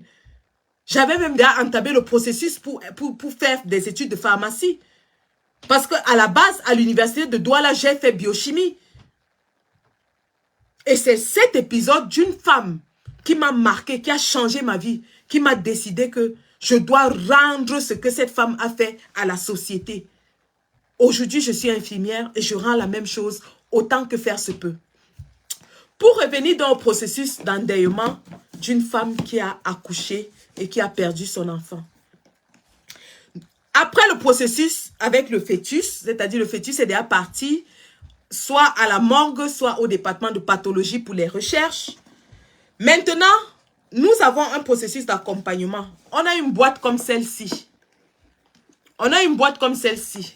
Je vais l'ouvrir devant vous. Ça, c'est une boîte d'exemple. Je ne pouvais pas, parce que normalement, les vraies boîtes sont encore dans le plastique. On a une boîte comme celle-ci et ce sont des organisations caritatives qui nous donnent ça. C'est-à-dire, c'est une femme qui avait perdu son bébé dans notre hôpital et nous l'avons bien traité. Elle a créé une association caritative pour aider les autres femmes dans la même situation qu'elle. Et elle reçoit des financements et tout, donc elle donne. Ça fait au moins 5 ans qu'elle nous procure ça, notre hôpital. Son association s'appelle Emily Charity, parce qu'elle s'appelle Emily, comme moi. Donc, voilà la boîte, comment ça se présente. C'est très joli, hein. Donc, lorsque la maman a perdu son enfant et qu'elle s'apprête à rentrer à la maison, on va vers elle et on lui donne cette boîte. C'est comme ça que ça se présente. On ouvre la boîte et à l'intérieur, il y a une petite carte avec un petit mot. Un petit mot de réconfort qu'elle va garder. Parce que cette boîte, c'est une boîte de souvenirs. Elle va garder ça. À l'intérieur, regardez. À l'intérieur de la boîte, hein, il y a une autre petite boîte que je ne vais pas ouvrir. Peut-être je peux ouvrir. Il y a une autre petite boîte avec un petit ange en cristal dedans. Voilà. Donc, ça veut dire qu'elle a perdu son petit ange. Donc, elle va garder ce petit ange à côté d'elle dans sa chambre, dans son... n'importe où. Là où ça lui parle, quoi. Donc, son bébé qui est perdu, c'est son petit ange. Dans cette petite boîte, il y a un petit ange en cristal qu'on remet à la maman. Et dans cette boîte aussi, il y a un petit parchemin qui est comme l'acte de naissance du bébé qui est mort. Donc, elle-même, elle va écrire ce qu'elle veut dedans. Si elle avait déjà trouvé un nom à son bébé, elle va écrire la date de naissance et la date de décès de son bébé. Elle enroule, c'est son petit acte de naissance qu'elle va garder avec elle comme souvenir. À l'intérieur, il y a aussi des graines de fleurs qu'on appelle en anglais forget me not, dont ne m'oublie jamais. Elle va planter, si elle a un jardin ou alors si elle n'a pas de jardin, elle a un pot. Elle plante cette fleur qui s'appelle forget me not, ne m'oublie jamais. Donc, elle ne va jamais oublier son bébé avec ça. Elle va arroser cette plante tous les jours, parler à son enfant et voilà. Et donc, dans cette petite boîte, il y a aussi des petits nounous. Hein. Il y a des petits ours en peluche. Un, si c'est un enfant. Deux, si c'est les jumeaux. Qu'elle va aussi garder avec elle. Et c'est bien fait, hein, c'est très bien fait. Dans cette petite boîte, il y a une bougie qu'elle va allumer. Si elle est croyante, si elle croit en Dieu, si elle est catholique ou je ne sais quoi, elle allume et elle, voilà, elle fait ses prières avec cette petite bougie. Dans cette petite boîte, il y a aussi un petit bouquin avec une histoire d'enfant. Un petit livre avec une histoire d'enfant qu'elle peut lire. Ou si l'enfant avait des frères ou des sœurs, elle peut lire ça avec les frères et les sœurs du bébé qui est mort. Pour leur dire que votre frère ou votre sœur est parti au ciel. Il va s'occuper de vous. Il est avec les anges. Il prend soin de vous au ciel avec les anges. Donc c'est ça. Parce que le deuil, quand vous perdez un enfant, ce n'est pas que la maman.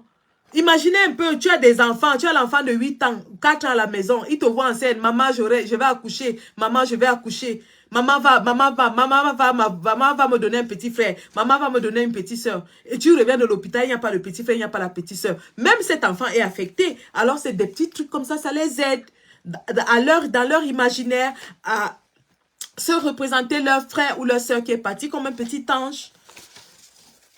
Et dans cette boîte aussi, il y a une enveloppe avec une carte de vœux qu'elle peut rédiger ou que les familles ou même le personnel peut rédiger pour la réconforter, quoi. On écrit des petits mots réconfortants là-dedans. Ça commence par le personnel soignant.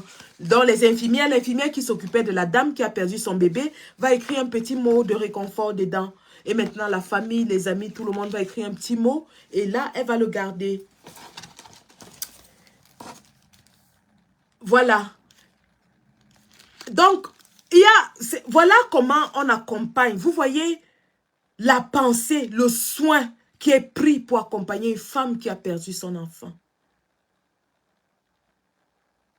Vous voyez à peu près, parce que chez nous, quand il y a un problème, chez nous, on ne reconnaît pas encore la maladie mentale chez nous. Chez nous, on stigmatise encore la maladie mentale. Or, la maladie mentale vient justement des traumatismes comme ça. Je vous le dis parce que je suis passée par là, pas qu'une fois. J'ai perdu mon bébé, j'avais 20 ans, j'ai fait de la dépression. J'ai perdu mon père par accident, j'ai fait de la dépression. Mon mari était malade, souffrant de cancer. J'ai perdu ma mère en même temps, j'ai fait de la dépression. Si quelqu'un me voyait en route, il allait m'insulter. Que regardez là, elle n'a même pas peigné ses cheveux. Regardez comment elle est. Regardez comment elle marche. Elle ne sait même pas laver.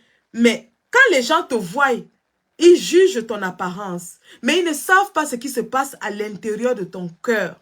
Pourquoi est-ce que tu te négliges? Pourquoi est-ce que tu ne prends pas soin de toi? Pourquoi est-ce que tu ne prends pas soin de ta maison? Pourquoi est-ce que tu ne prends pas soin de tes enfants? Ce sont des traumatismes comme ça qui causent les maladies mentales. Et à partir de là, j'ai appris à ne jamais juger un être humain. J'ai appris à ne jamais considérer l'être humain sur l'apparence. Je regarde toujours l'être humain dans le cœur, la personne intrinsèque. Ça m'a joué des tours. Je me suis trompée parfois. Ça m'a joué des tours. Vous-même, vous savez que dans ce combat, je suis allée m'allier avec des gens parce que j'essayais de voir la personne intérieure. J'essayais de voir la personne qui vient de perdre sa mère. Mais malheureusement, je me suis associée avec des psychopathes. En même temps, je ne regrette rien parce que quand je fais quelque chose, je le fais avec le cœur. Je le fais avec le cœur. Et donc, quand je vous raconte tout ça, c'est pour vous dire que quand je regarde l'attitude de Madame Esther belle qui vient de perdre son enfant. Regardez bien l'interview d'Equinox. Pour une femme qui vient de perdre son enfant. Cette femme ne m'a pas l'air d'une femme qui est éplorée. Je peux me tromper. Je peux vraiment me tromper. Mais il y a des choses, des signes qui ne mentent pas. Et en tant que personnel soignant, je sais voir la détresse chez un être humain. Je sais sentir, ressentir la détresse chez un être humain. Et ce que j'ai vu quand j'ai regardé ce reportage m'a laissé un peu sur ma faim. Mais comme l'histoire était poignante et que je suis une mère d'enfant, je me suis dit, nous allons défendre cette femme. Regardez encore bien le visage, l'attitude d'une femme qui vient de perdre son nourrisson. Regardez.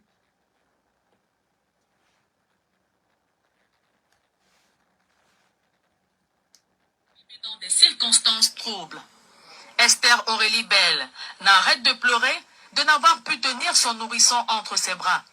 Je suis même dépassée, je ne sais même que je... Cette histoire me rend depuis un certain moment, je ne dors pas. Rendu dans cette formation sanitaire Alors, le 31 je n'ai pas besoin de vous montrer plus que ça, mais d'après moi, ce visage ne me ressemble pas à un visage d'une maman qui ne dort pas. Quand quelqu'un ne dort pas, il a les yeux boursouflés. Quand quelqu'un n'a pas dormi, les yeux sont gonflés. Cette femme n'a pas les yeux gonflés.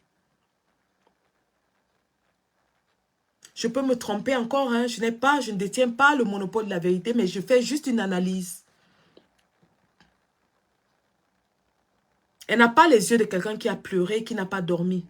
Quelqu'un qui pleure incessamment, qui ne mange pas, qui ne dort pas, ça se voit à l'immédiat. Dès que vous voyez la personne, vous sentez que cette personne est mal. J'espère que je me trompe encore dans cette analyse-là. Maintenant, lorsqu'on regarde la vidéo d'aujourd'hui, et c'est là où j'ai été vraiment complètement sidérée. Lorsqu'on regarde la vidéo d'aujourd'hui, elle est où là? C'est ça? Non, c'est pas ça. Voilà, c'est ça. J'espère que je peux la mettre. Non. Ah, j'ai baissé le volume. Parce que j'avais beaucoup de questions. Regardez bien le visage de cette femme. Moins de 3 jours après avoir perdu son enfant. Parce que je sais ce qu'est devenu le fœtus en question. Je ne peux que rendre gloire à Dieu et m'arrêter là. Et je dis infiniment merci à tout le staff. Regardez le visage d'une femme. Merci. Regardez le visage d'une femme qui a perdu son bébé il y a moins de 3 jours. Oh, hier, c'était le bébé. Aujourd'hui, c'est devenu le fœtus. Hier, elle demandait justice. Elle criait que justice soit faite, qu'on doit lui remettre son enfant. Aujourd'hui, elle remercie le personnel.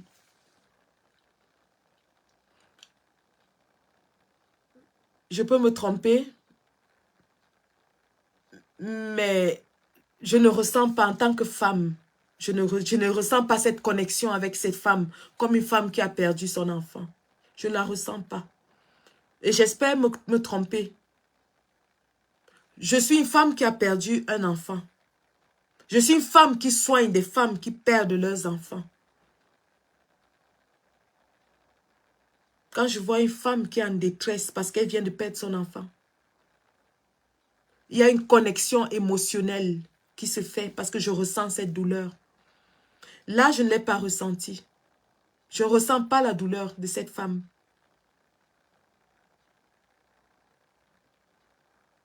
Elle peut bien, peut-être comme les gens disent, les plus grandes douleurs sont silencieuses. Peut-être sa douleur est si silencieuse que même l'expression de son visage ne montre pas la douleur. Je ne sais pas. Mais je ne la ressens pas. Je ne ressens pas cette douleur. Maintenant, en ce qui concerne l'histoire même de la perte de cet enfant.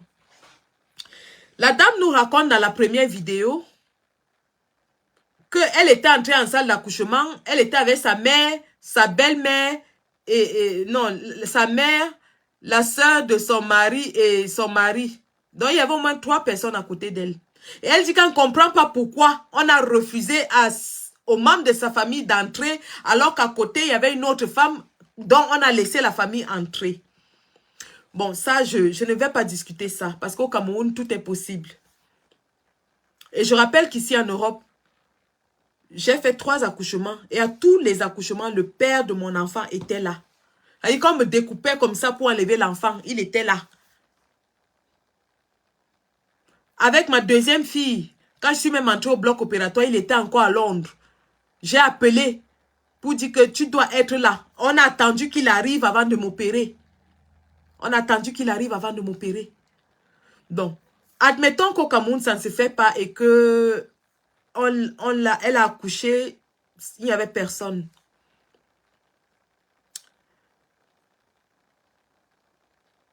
Je ne comprends pas comment une femme qui accouche, admettons même qu'elle soit tombée dans les vapes, qu'elle ait perdu connaissance. Elle est tombée dans les vapes après avoir accouché. Ou pendant qu'elle accouchait. C'est impossible pendant qu'elle accouchait parce qu'il faut qu'elle soit éveillée pour pousser. Donc elle ne peut pas être tombée dans les vapes pendant qu'elle accouchait. Parce que il faut qu'elle soit éveillée pour pousser. C'est une évacuation. Ce n'est pas elle a poussé. Donc, admettons même qu'elle soit tombée dans les vapes. Comment se fait-il que une femme qui a accouché, on retire tous les produits de son ventre et qu'on aille les jeter sans qu'elle ne les voie? Elle n'a jamais vu qu'est-ce qui est sorti de son ventre. Elle l'a dit dans le reportage qu'elle ne savait même pas si c'était une fille ou un garçon. Elle ne sait pas.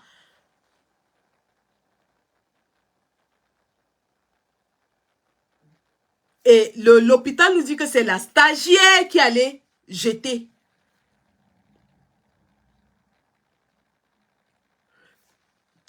J'ai été étudiante, élève infirmière avant d'être pratiquante. Quand tu es élève infirmière, ici en Europe, on a ce qu'on appelle l'assurance. Dans ton université, prends une police d'assurance pour te couvrir dans ta pratique. Parce qu'on reconnaît que tu es encore novice et que tu peux faire une erreur. Donc, il faut une assurance. Bon, je ne sais pas si au Cameroun, ça se fait. Mais en plus de l'assurance, tu vas d'abord faire un training. Donc, on t'entraîne d'abord dans ton lieu de stage. On t'entraîne sur les lois parce que la pratique de la médecine est encadrée par beaucoup de lois. La pratique de la médecine est régie par énormément de lois. Donc, tu dois être à point sur l'aspect légal et juridique de ta pratique. Tu dois être à point sur l'aspect éthique de ta pratique. Parce que là, on parle maintenant d'éthique. En tant qu'être humain, comment tu peux prendre le produit d'une femme et tu vas jeter? Où est ton sens de l'éthique? Où est le sens d'éthique des sages femmes qui étaient dedans? Où est le sens de l'éthique? On nous dit que la stagiaire a pris le produit, elle allait jeter. Quand elle partait jeter, ses encadreurs étaient où? Ses encadreurs étaient où? Ces encadreurs étaient où? Chez nous, ici, quand tu te qualifies pour être infirmière, automatiquement, tu deviens aussi, tu peux former les étudiants. Mais moi, maintenant, je suis dans un processus où j'entame des études pour aller enseigner à l'université, pour former les infirmières de façon académique et professionnelle. Donc, quand tu as un étudiant sous ta responsabilité, tu ne lui confies pas le fœtus d'une femme. Bon sang de bonsoir, c'est un enfant, c'est un être humain. Tu vas confier le fœtus d'une femme à une étudiante. Il n'y a pas de protocole, il n'y a pas de protocole qui régit cette pratique-là. Il n'y a pas un protocole à respecter. Lorsqu'une femme accouche et que l'enfant meurt, il doit y avoir un protocole. Où est le protocole? Pourquoi est-ce qu'il n'a pas été respecté?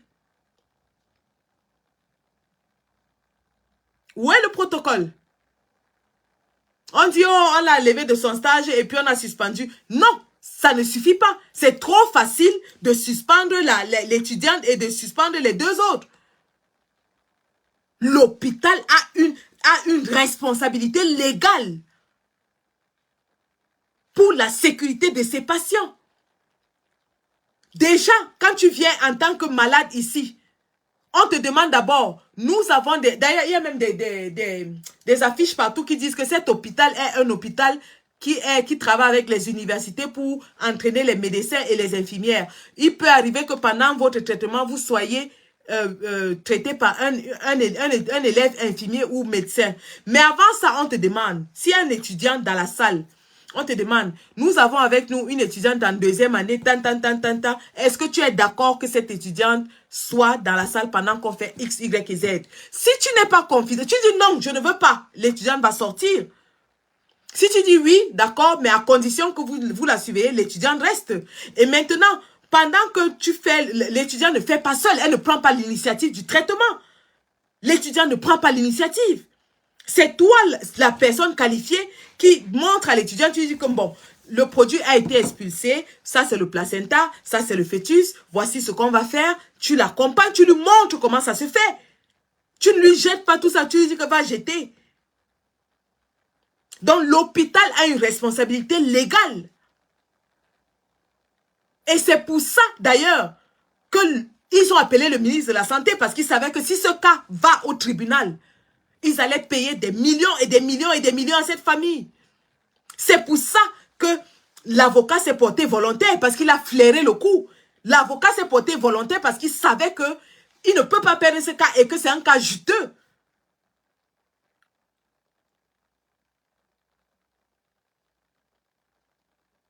Mais comme la pauvreté a envahi le pays, comme les gens sont démunis, comme les gens sont désespérés, une fois qu'il y a eu l'entretien avec le ministre de la Santé, l'histoire a changé. On est passé de 8 mois à 6 mois de grossesse en une nuit. On est passé de 8 mois à 6 mois de grossesse. On est passé de bébé à fœtus.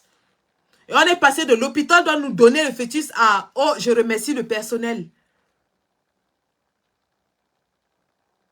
À un moment donné, il faut faire, même quand vous trichez même de façon moins flagrante. L'image que cette histoire renvoie du Cameroun à l'étranger, mon Dieu, j'ai même honte de montrer ça à mes camarades, à mes collègues. J'ai honte. Parce que si je montre ça à mes collègues, c'est la catastrophe. L'image que cette histoire, comme vous l'avez traité là, ça renvoie du Cameroun à l'étranger. Un, vous montrez au monde entier que le trafic de nourrissons, de fœtus, est légal au Cameroun.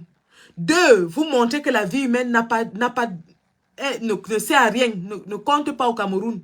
L'être humain peut être traité comme le bœuf, comme le poulet qu'on a égorgé. Et c'est d'ailleurs pour ça que les francophones, les anglophones se plaignent de nous. Que quand on tue de l'autre côté, nous on est silencieux.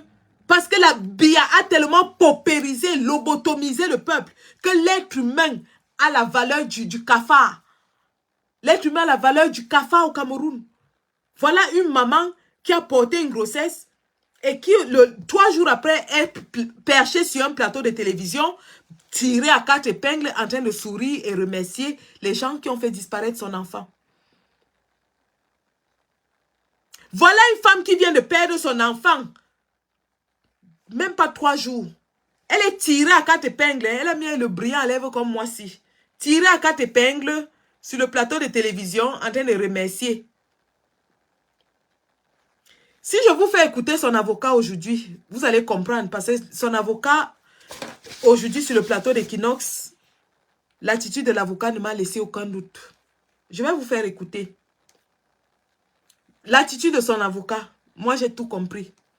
Il ne faut pas chercher de midi à 14 h. Hier, sur le plateau d'Equinox, l'avocat disait que my client gave me all the paperwork. My client, I have all the proof. I have all the documents. I give them 24 hours. Hier, sur le plateau d'Equinox, il donnait 24 heures à la Quintini. Il tapait du poing sur la table. Il disait que si la Quintini ne sort pas le corps de cet enfant, cet après-midi-ci, il va déposer la plainte au tribunal. Écoutons le même avocat aujourd'hui. Écoutons-le, hein. Parce que ça, c'est quand même terrible. C'est terrible. Aujourd'hui, l'avocat est sur la défensive. Aujourd'hui, l'avocat dit que il a insisté pour dire qu'il ne fait que défendre les intérêts de sa cliente, quels que soient ses intérêts. Il ne faisait que répéter que je suis l'avocate de ma cliente et je ne peux que défendre les intérêts de ma cliente, quels que soient ses intérêts. Il insistait pour dire qu'il n'est pas du corps médical, il ne connaît pas. Il insistait pour dire que ce sont les paroles des médecins, ce ne sont pas mes paroles. Donc, il se dédouane de tout et il dit maintenant, aujourd'hui, que quelle que soit la décision, lui, est-ce que c'est la décision de sa cliente, ce n'est pas sa décision, et lui soutient seulement les intérêts de sa cliente. Qu'est-ce que ça vous dit? Qu'est-ce que ça vous dit? Ça vous dit rien? Écoutons cet avocat. Esther is the lady. Écoutons cet avocat. Voilà. Des conclusions. La première conclusion, c'est que nous devons savoir que... Là, c'est Manaoula Enfin, qui parle. si l'on s'en tient à la version des faits du directeur de l'hôpital à Kentini, qui évoque la thèse d'un avortement tardif, l'opinion ne cesse de s'interroger.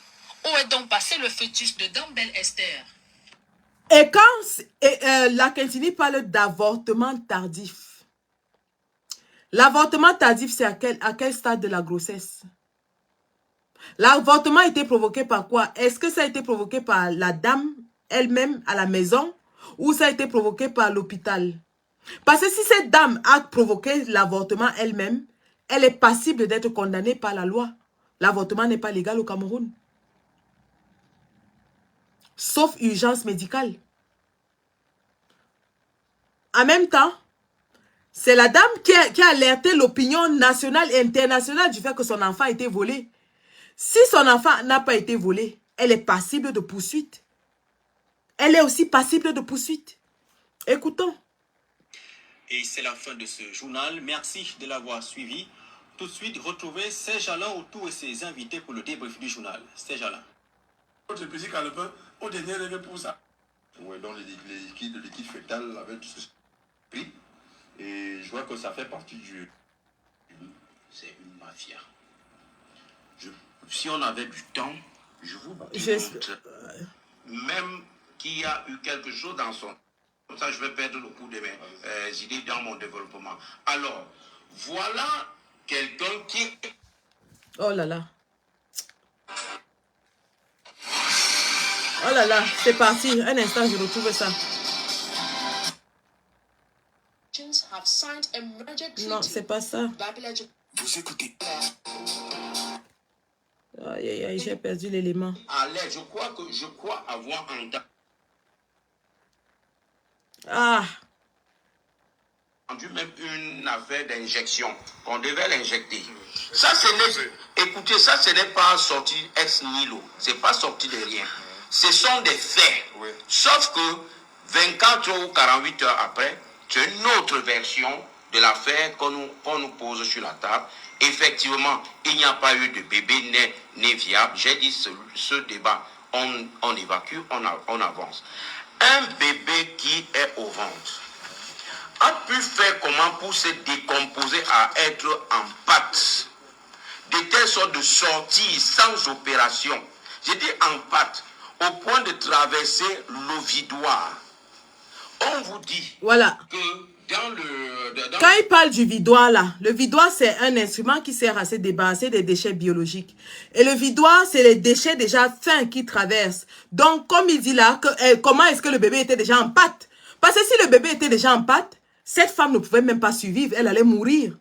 Vous pensez que les filles meurent en avortant comment? C'est lorsqu'il y a décomposition du fœtus dans l'utérus que les filles meurent. Et ça sent très très mauvais.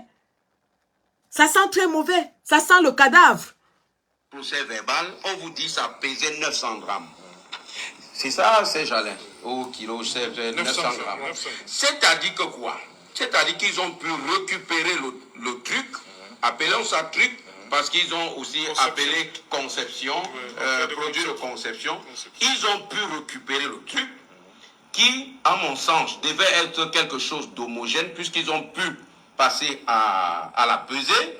Ils ont pu peser ce truc, mais ils ont quand même pu passer, c'est-à-dire mettre dans le seau qu'on puisse vider aussi. Je me pose des questions simples. Mon analyse ne cherche pas à incriminer qui que ce soit. Oui. Mon analyse cherche... Moi, je veux la partie de l'avocat. Ouais. Si ça, quand ma fille est née... C'est la partie de l'avocat qui me retient encore ici. Ah. Règlement de compte permanent. Amidou Yaya cumulera cet avortement médical comme on a décrit. Voilà. Et malgré le fait que nous n'avons pas vu, mais quelque chose qui est clair et que... Attendez. La demoiselle Esther Bell se concrétise après une concertation tenue à huis clos. Une déclaration qui suscite de nombreuses interrogations. Julienne Berthe-Bisset nous en dit plus dans ce reportage. Au sorti de la réunion de crise à l'hôpital à Kentigny de Douala, le ministre de la Santé publique déclare qu'aucun vol de bébé n'a eu lieu dans cette formation sanitaire. Nous avons revisité l'ensemble de son parcours clinique et nous sommes parvenus... Ah, dis donc, Manaouda, laisse-nous ton mensonge là. Moi, je vais écouter l'avocat, dis donc. Le docteur Manaouda Malachi, qui reconnaît le déficit de communication au sein de cette formation sanitaire, annonce la mise sur pied d'une procédure de prise en charge des femmes. Bonsoir à vous, Eric. Bonsoir, Esther Jalin. Rendez-vous demain. En publicité, c'est un hôpital qui est spécialisé dans l'expulsion d'un produit de conception et ses... C'est la partie de l'avocat. Oh. C'est parce que j'étais encore dans la voiture. J'ai suivi ça dans la voiture. Je n'ai pas eu le temps de prendre la minute. De liquide. Quand on dit déjà pesant. Pesant, 900 grammes à 2 heures. On a regardé tout ce qui a été présenté et mon rôle... Voilà, le voilà, c'est lui qui parle là. Attendez. Voici. Attendez, pas 36 minutes. Voilà. That is what was said. Attendez. J'ai attrapé. Davantage le fait écoutons l'avocat. Les sécurités sont véritablement pensées pour trouver la solution. Et on dit donc à Dame Belle, prenez votre petit calepin au dernier règle pour savoir comment vous allez compter votre cycle. Donc, mettre à demander les dommages, ça c'est autre chose maintenant. Non, je vais organiser un peu. Il parle de compter le cycle. Écoutons l'avocat. Voilà. Baristan Kamalimen, sur le 5e point de ce procès verbal, il dit il s'en suivra l'expulsion d'un produit de conception et ses annexes. Pesant. Parce que à l'impulsion, on parle de liquide. Quand on dit déjà pesant. Pesant, 900 grammes à 2h45 minutes. Vous qui avez causé avec votre cliente, c'est quoi, ou bien, vous dites qu'on a également interrogé les infirmiers lors de cette séance. C'était quoi ce produit de conception et ses annexes? Ça représentait quoi? C'était quoi? Ça renvoyait à quoi? Alan, my client made it very clear that she did not see anything. Non, je parle de celles qui ont été appelées devant s'exprimer. Okay. Vous dites que la stagiaire était là. Good. Vous lui avez demandé, on lui a posé la question de savoir c'était quoi ce produit de conception et ses annexes. Qui pesait 900 grammes. Yes, the midwife said when the child was coming, he came in with the placenta and it was scattered. Is their word? It's not my word. Aha! Il dit que la sage-femme a dit que quand l'enfant est venu avec le placenta et c'était dispersé. Et il insiste que ce sont leurs mots, ce ne sont pas mes mots. Allons-y, barista. Le lavage des mains de ça. Le gars a lavé les mains, là, wash, que je ne suis pas moi responsable. And I'm not a medical doctor to explain. Je ne suis pas un docteur pour vous expliquer. But that is what was said. But there is something I want us to understand. People should not look at my action as if it's a decision that I'm working with government. Aha! Il dit que les gens ne doivent pas regarder ses actions comme s'ils travaillaient avec le gouvernement. Écoutez bien. Écoutez bien. Personne ne lui a parlé du gouvernement. C'est lui-même qui commence à dire que les gens ne doivent pas croire qu'il travaille avec le gouvernement. Voilà ça. Look at the fact that I am acting as a lawyer to a client. And that, yes, and that I protect the interest of that client. And that interest is defined by the client. Voilà, il rappelle que lui, il ne fait que protéger les intérêts de sa cliente. Et que ses intérêts sont définis par sa cliente. Donc, comme pour dire quoi? Comme pour dire que Si la cliente a pris l'argent, c'est sa décision à elle. Ce n'est pas lui. Mais lui, il est là seulement pour défendre les intérêts de sa cliente. Donc, on lui donne la parole. Hein. On lui demande seulement que, bon, est-ce que ce que les sages femmes ont dit là, qu'est-ce que tu penses de ça? Il dit que d'ailleurs, ne pensez pas que moi, je travaille avec le gouvernement. Que je suis là seulement pour défendre les intérêts de ma cliente. Le voilà où. If a client tells me that, okay, Med, all what I do is that this is a situation, this is where I think we're heading to. What do you think? I think that if you go this way, this is what you get. If you go this way, this is what... And then she says, no, I've looked at all these things, and this is my position. I cannot go contrary to the desire of my client. Voilà, il dit qu'il ne peut pas aller contre les désirs de sa cliente. Qu'il lui a montré toutes les options. Que si tu fais comme ça, voilà là où ça va aboutir. Tu fais comme ça, voilà là où ça va aboutir. Et qu'elle a fait son choix. Et lui ne peut pas aller à l'encontre de la décision de sa cliente. Comme pour dire quoi? Comme pour dire que tout ce qui s'est passé là-bas, je lave mes mains, je ne suis pas moi là. C'est elle qui a décidé. Et moi, je suis seulement là pour défendre ses intérêts. Voilà quelqu'un qui hier soir tonnait sur Equinox qu'il donne 24 heures à la Quintini. Avec tous les éléments qu'il a en main. Il est sûr qu'il s'en va au tribunal, il va gagner le cas. Aujourd'hui, il dit que c'est ma cliente. Je lui ai montré toutes les options. C'est elle qui me montre qu'on va. Elle choisit, moi je suis seulement là pour défendre ses intérêts. Et il commence en disant que ne croyez pas que je suis là pour collaborer avec le gouvernement. Mon Dieu, il ne faut pas être sorcier pour lire entre les lignes, dis donc. That is why even when we were talking, she spoke first. She spoke first. Donc je disais, parce que c'est important que j'ai... Il dit que quand ils ont commencé à parler, c'est elle d'abord qui a parlé. Donc il rejette tout ce qui a été décidé sur sa cliente. Et il dit qu'il lui a donné toutes les options. Elle a choisi ce qu'elle voulait choisir. Et lui, il est seulement là pour défendre les intérêts de sa cliente. Et avant de dire ça, il tient à préciser qu'il ne faudrait pas qu'on pense que lui travaille avec le gouvernement. C'est lui qui parlait. Si vous ne comprenez pas, vous voulez encore qu'on vous explique ça comment?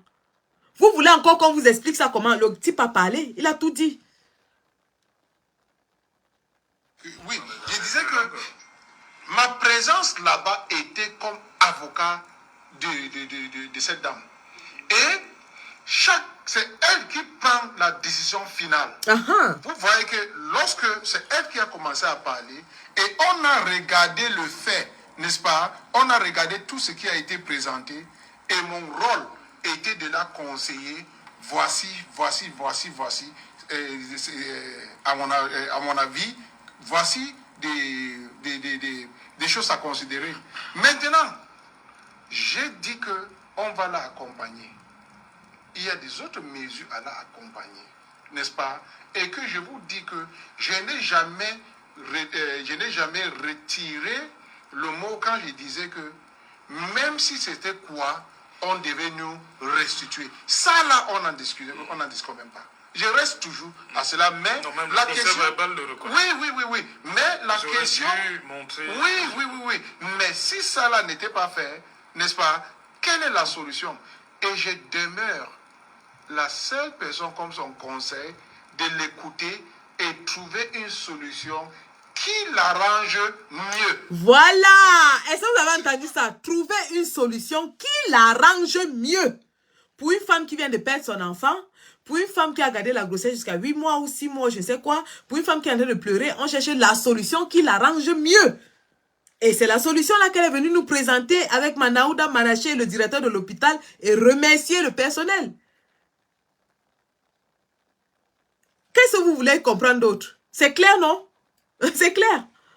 Allez. Si je viens, je ne pas quelque part pour soutenir le gouvernement, non. J'étais avocat et j'ai travaillé pour l'unique intérêt de mon client et pas même pas des réseaux sociaux. Ok. Alain Christian. Voilà. Donc, en fait, c'était l'intervention de l'avocat que je voulais vous faire écouter. Oui, l'avocat est là pour défendre les intérêts de son client et il a raison de le dire. Mais le fait qu'il insiste là-dessus et qu'il dise, il répète que ce qui a été décidé, c'est ce que sa cliente voulait, vous dit quoi? Qu'est-ce que ça vous dit? Ça vous dit que ce n'est peut-être pas la décision de justice. Ce n'est pas la justice qu'il aurait voulu, mais c'est ce qui arrange sa cliente et lui s'aligne, puisque c'est ce qu'elle a choisi. Il fait son travail. Mais le fait qu'ils le disent est assez révélateur. C'est assez révélateur. Il a fait son boulot. La femme a choisi de faire un arrangement à l'amiable avec l'hôpital et le ministre de la Santé et lui défend cette décision de sa cliente. Ça peut ne pas être la décision de justice, ça peut ne pas être ce que nous on attendait ou le monde entier attendait que la justice soit faite, mais c'est la solution qui arrange sa cliente et lui, il soutient cela. On a tout compris, hein? Faut pas être sorcier. Donc les gars, c'était en fait ce que je voulais vous dire. Merci d'avoir été nombreux pour ce live improvisé, comme ça à la sortie de mon boulot. Il est minuit probablement chez vous, chez moi il est 23h17. Je dois ressortir demain matin pour refaire la même chose, aller au travail et m'occuper des patients. Juste pour vous dire que l'affaire de Dame Esther Bell est révélatrice du pourrissement de la société camerounaise en général. La société camerounaise est pourrie. Elle est pourrie. Et nous en avons là encore un exemple patent où la vie humaine n'a plus aucune valeur.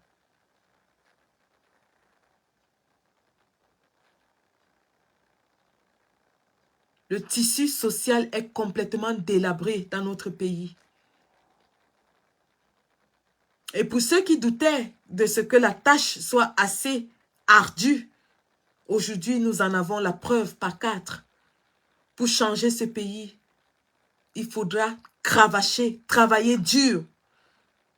Peut-être nous ne verrons même pas cela. Peut-être nos enfants bénéficieront. Mais ce cas m'a encore renforcé dans ma détermination à vouloir m'équiper de tous les atouts possibles intellectuels, de tous les atouts professionnels, afin que le jour dit que nous puissions les mettre au service de notre pays. Parce que ce qui s'est passé sur le plan éthique, sur le plan communication, sur le plan médical, c'est une honte. C'est une honte pour le Cameroun. C'est une honte. Voilà dont le trafic de bébés vient d'être légalisé au Cameroun. Donc dorénavant, puisque les gens sont de plus en plus pauvres, qu'est-ce que les jeunes filles vont faire? Elles vont tomber enceintes et elles vont aller à l'hôpital vendre leur fœtus. Elles vont tomber enceintes et elles iront à l'hôpital vendre le fœtus. Voilà ça qu'ils ont légalisé.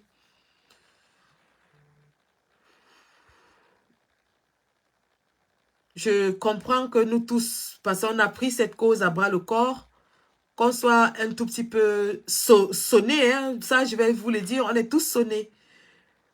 Mais après, on se relève, hein, on ne va pas rester par terre. On se relève et on se dit, s'il fallait encore une autre preuve de ce que le pays va mal, eh bien voilà, en voilà une de plus. Donc, on retrousse les manches les gars et on se remet au boulot. La tâche est très très dure, très très très dure. Et Biya ne nous aide pas parce qu'il a vraiment appauvri, affamé le peuple au point où les Camerounais sont déjà... Ils vendent même déjà leurs enfants, ils vendent leur chair. Les Camerounais vendent déjà leur propre progéniture. Tellement la pauvreté atteint un niveau que les gens vendent déjà leur propre progéniture. Donc du coup, l'enquête judiciaire, la commission d'enquête montée par le gouverneur n'a plus aucun sens. Puisque aujourd'hui, la dame dit que non, tout va bien, tout ça va, c'est bon. Elle a déjà fait son deuil. Elle a fait son deuil en une nuit. Hier soir, elle pleurait l'enfant. Ce matin, le deuil est déjà fait. Et elle remercie toutes les autorités. La commission d'enquête qu'on montait hier là, c'était pourquoi? En tout cas. Donc les gars, c'était ça. Je vous remercie. Et j'espère qu'un jour, dans notre pays, on pourra aussi traiter des fœtus comme ça. Et on pourra traiter des mamans qui ont perdu leur enfant comme ça. L'être humain aura une valeur. Merci d'avoir suivi ce Facebook Live. Et on continue. La patrie ou la mort, nous vaincrons. Merci.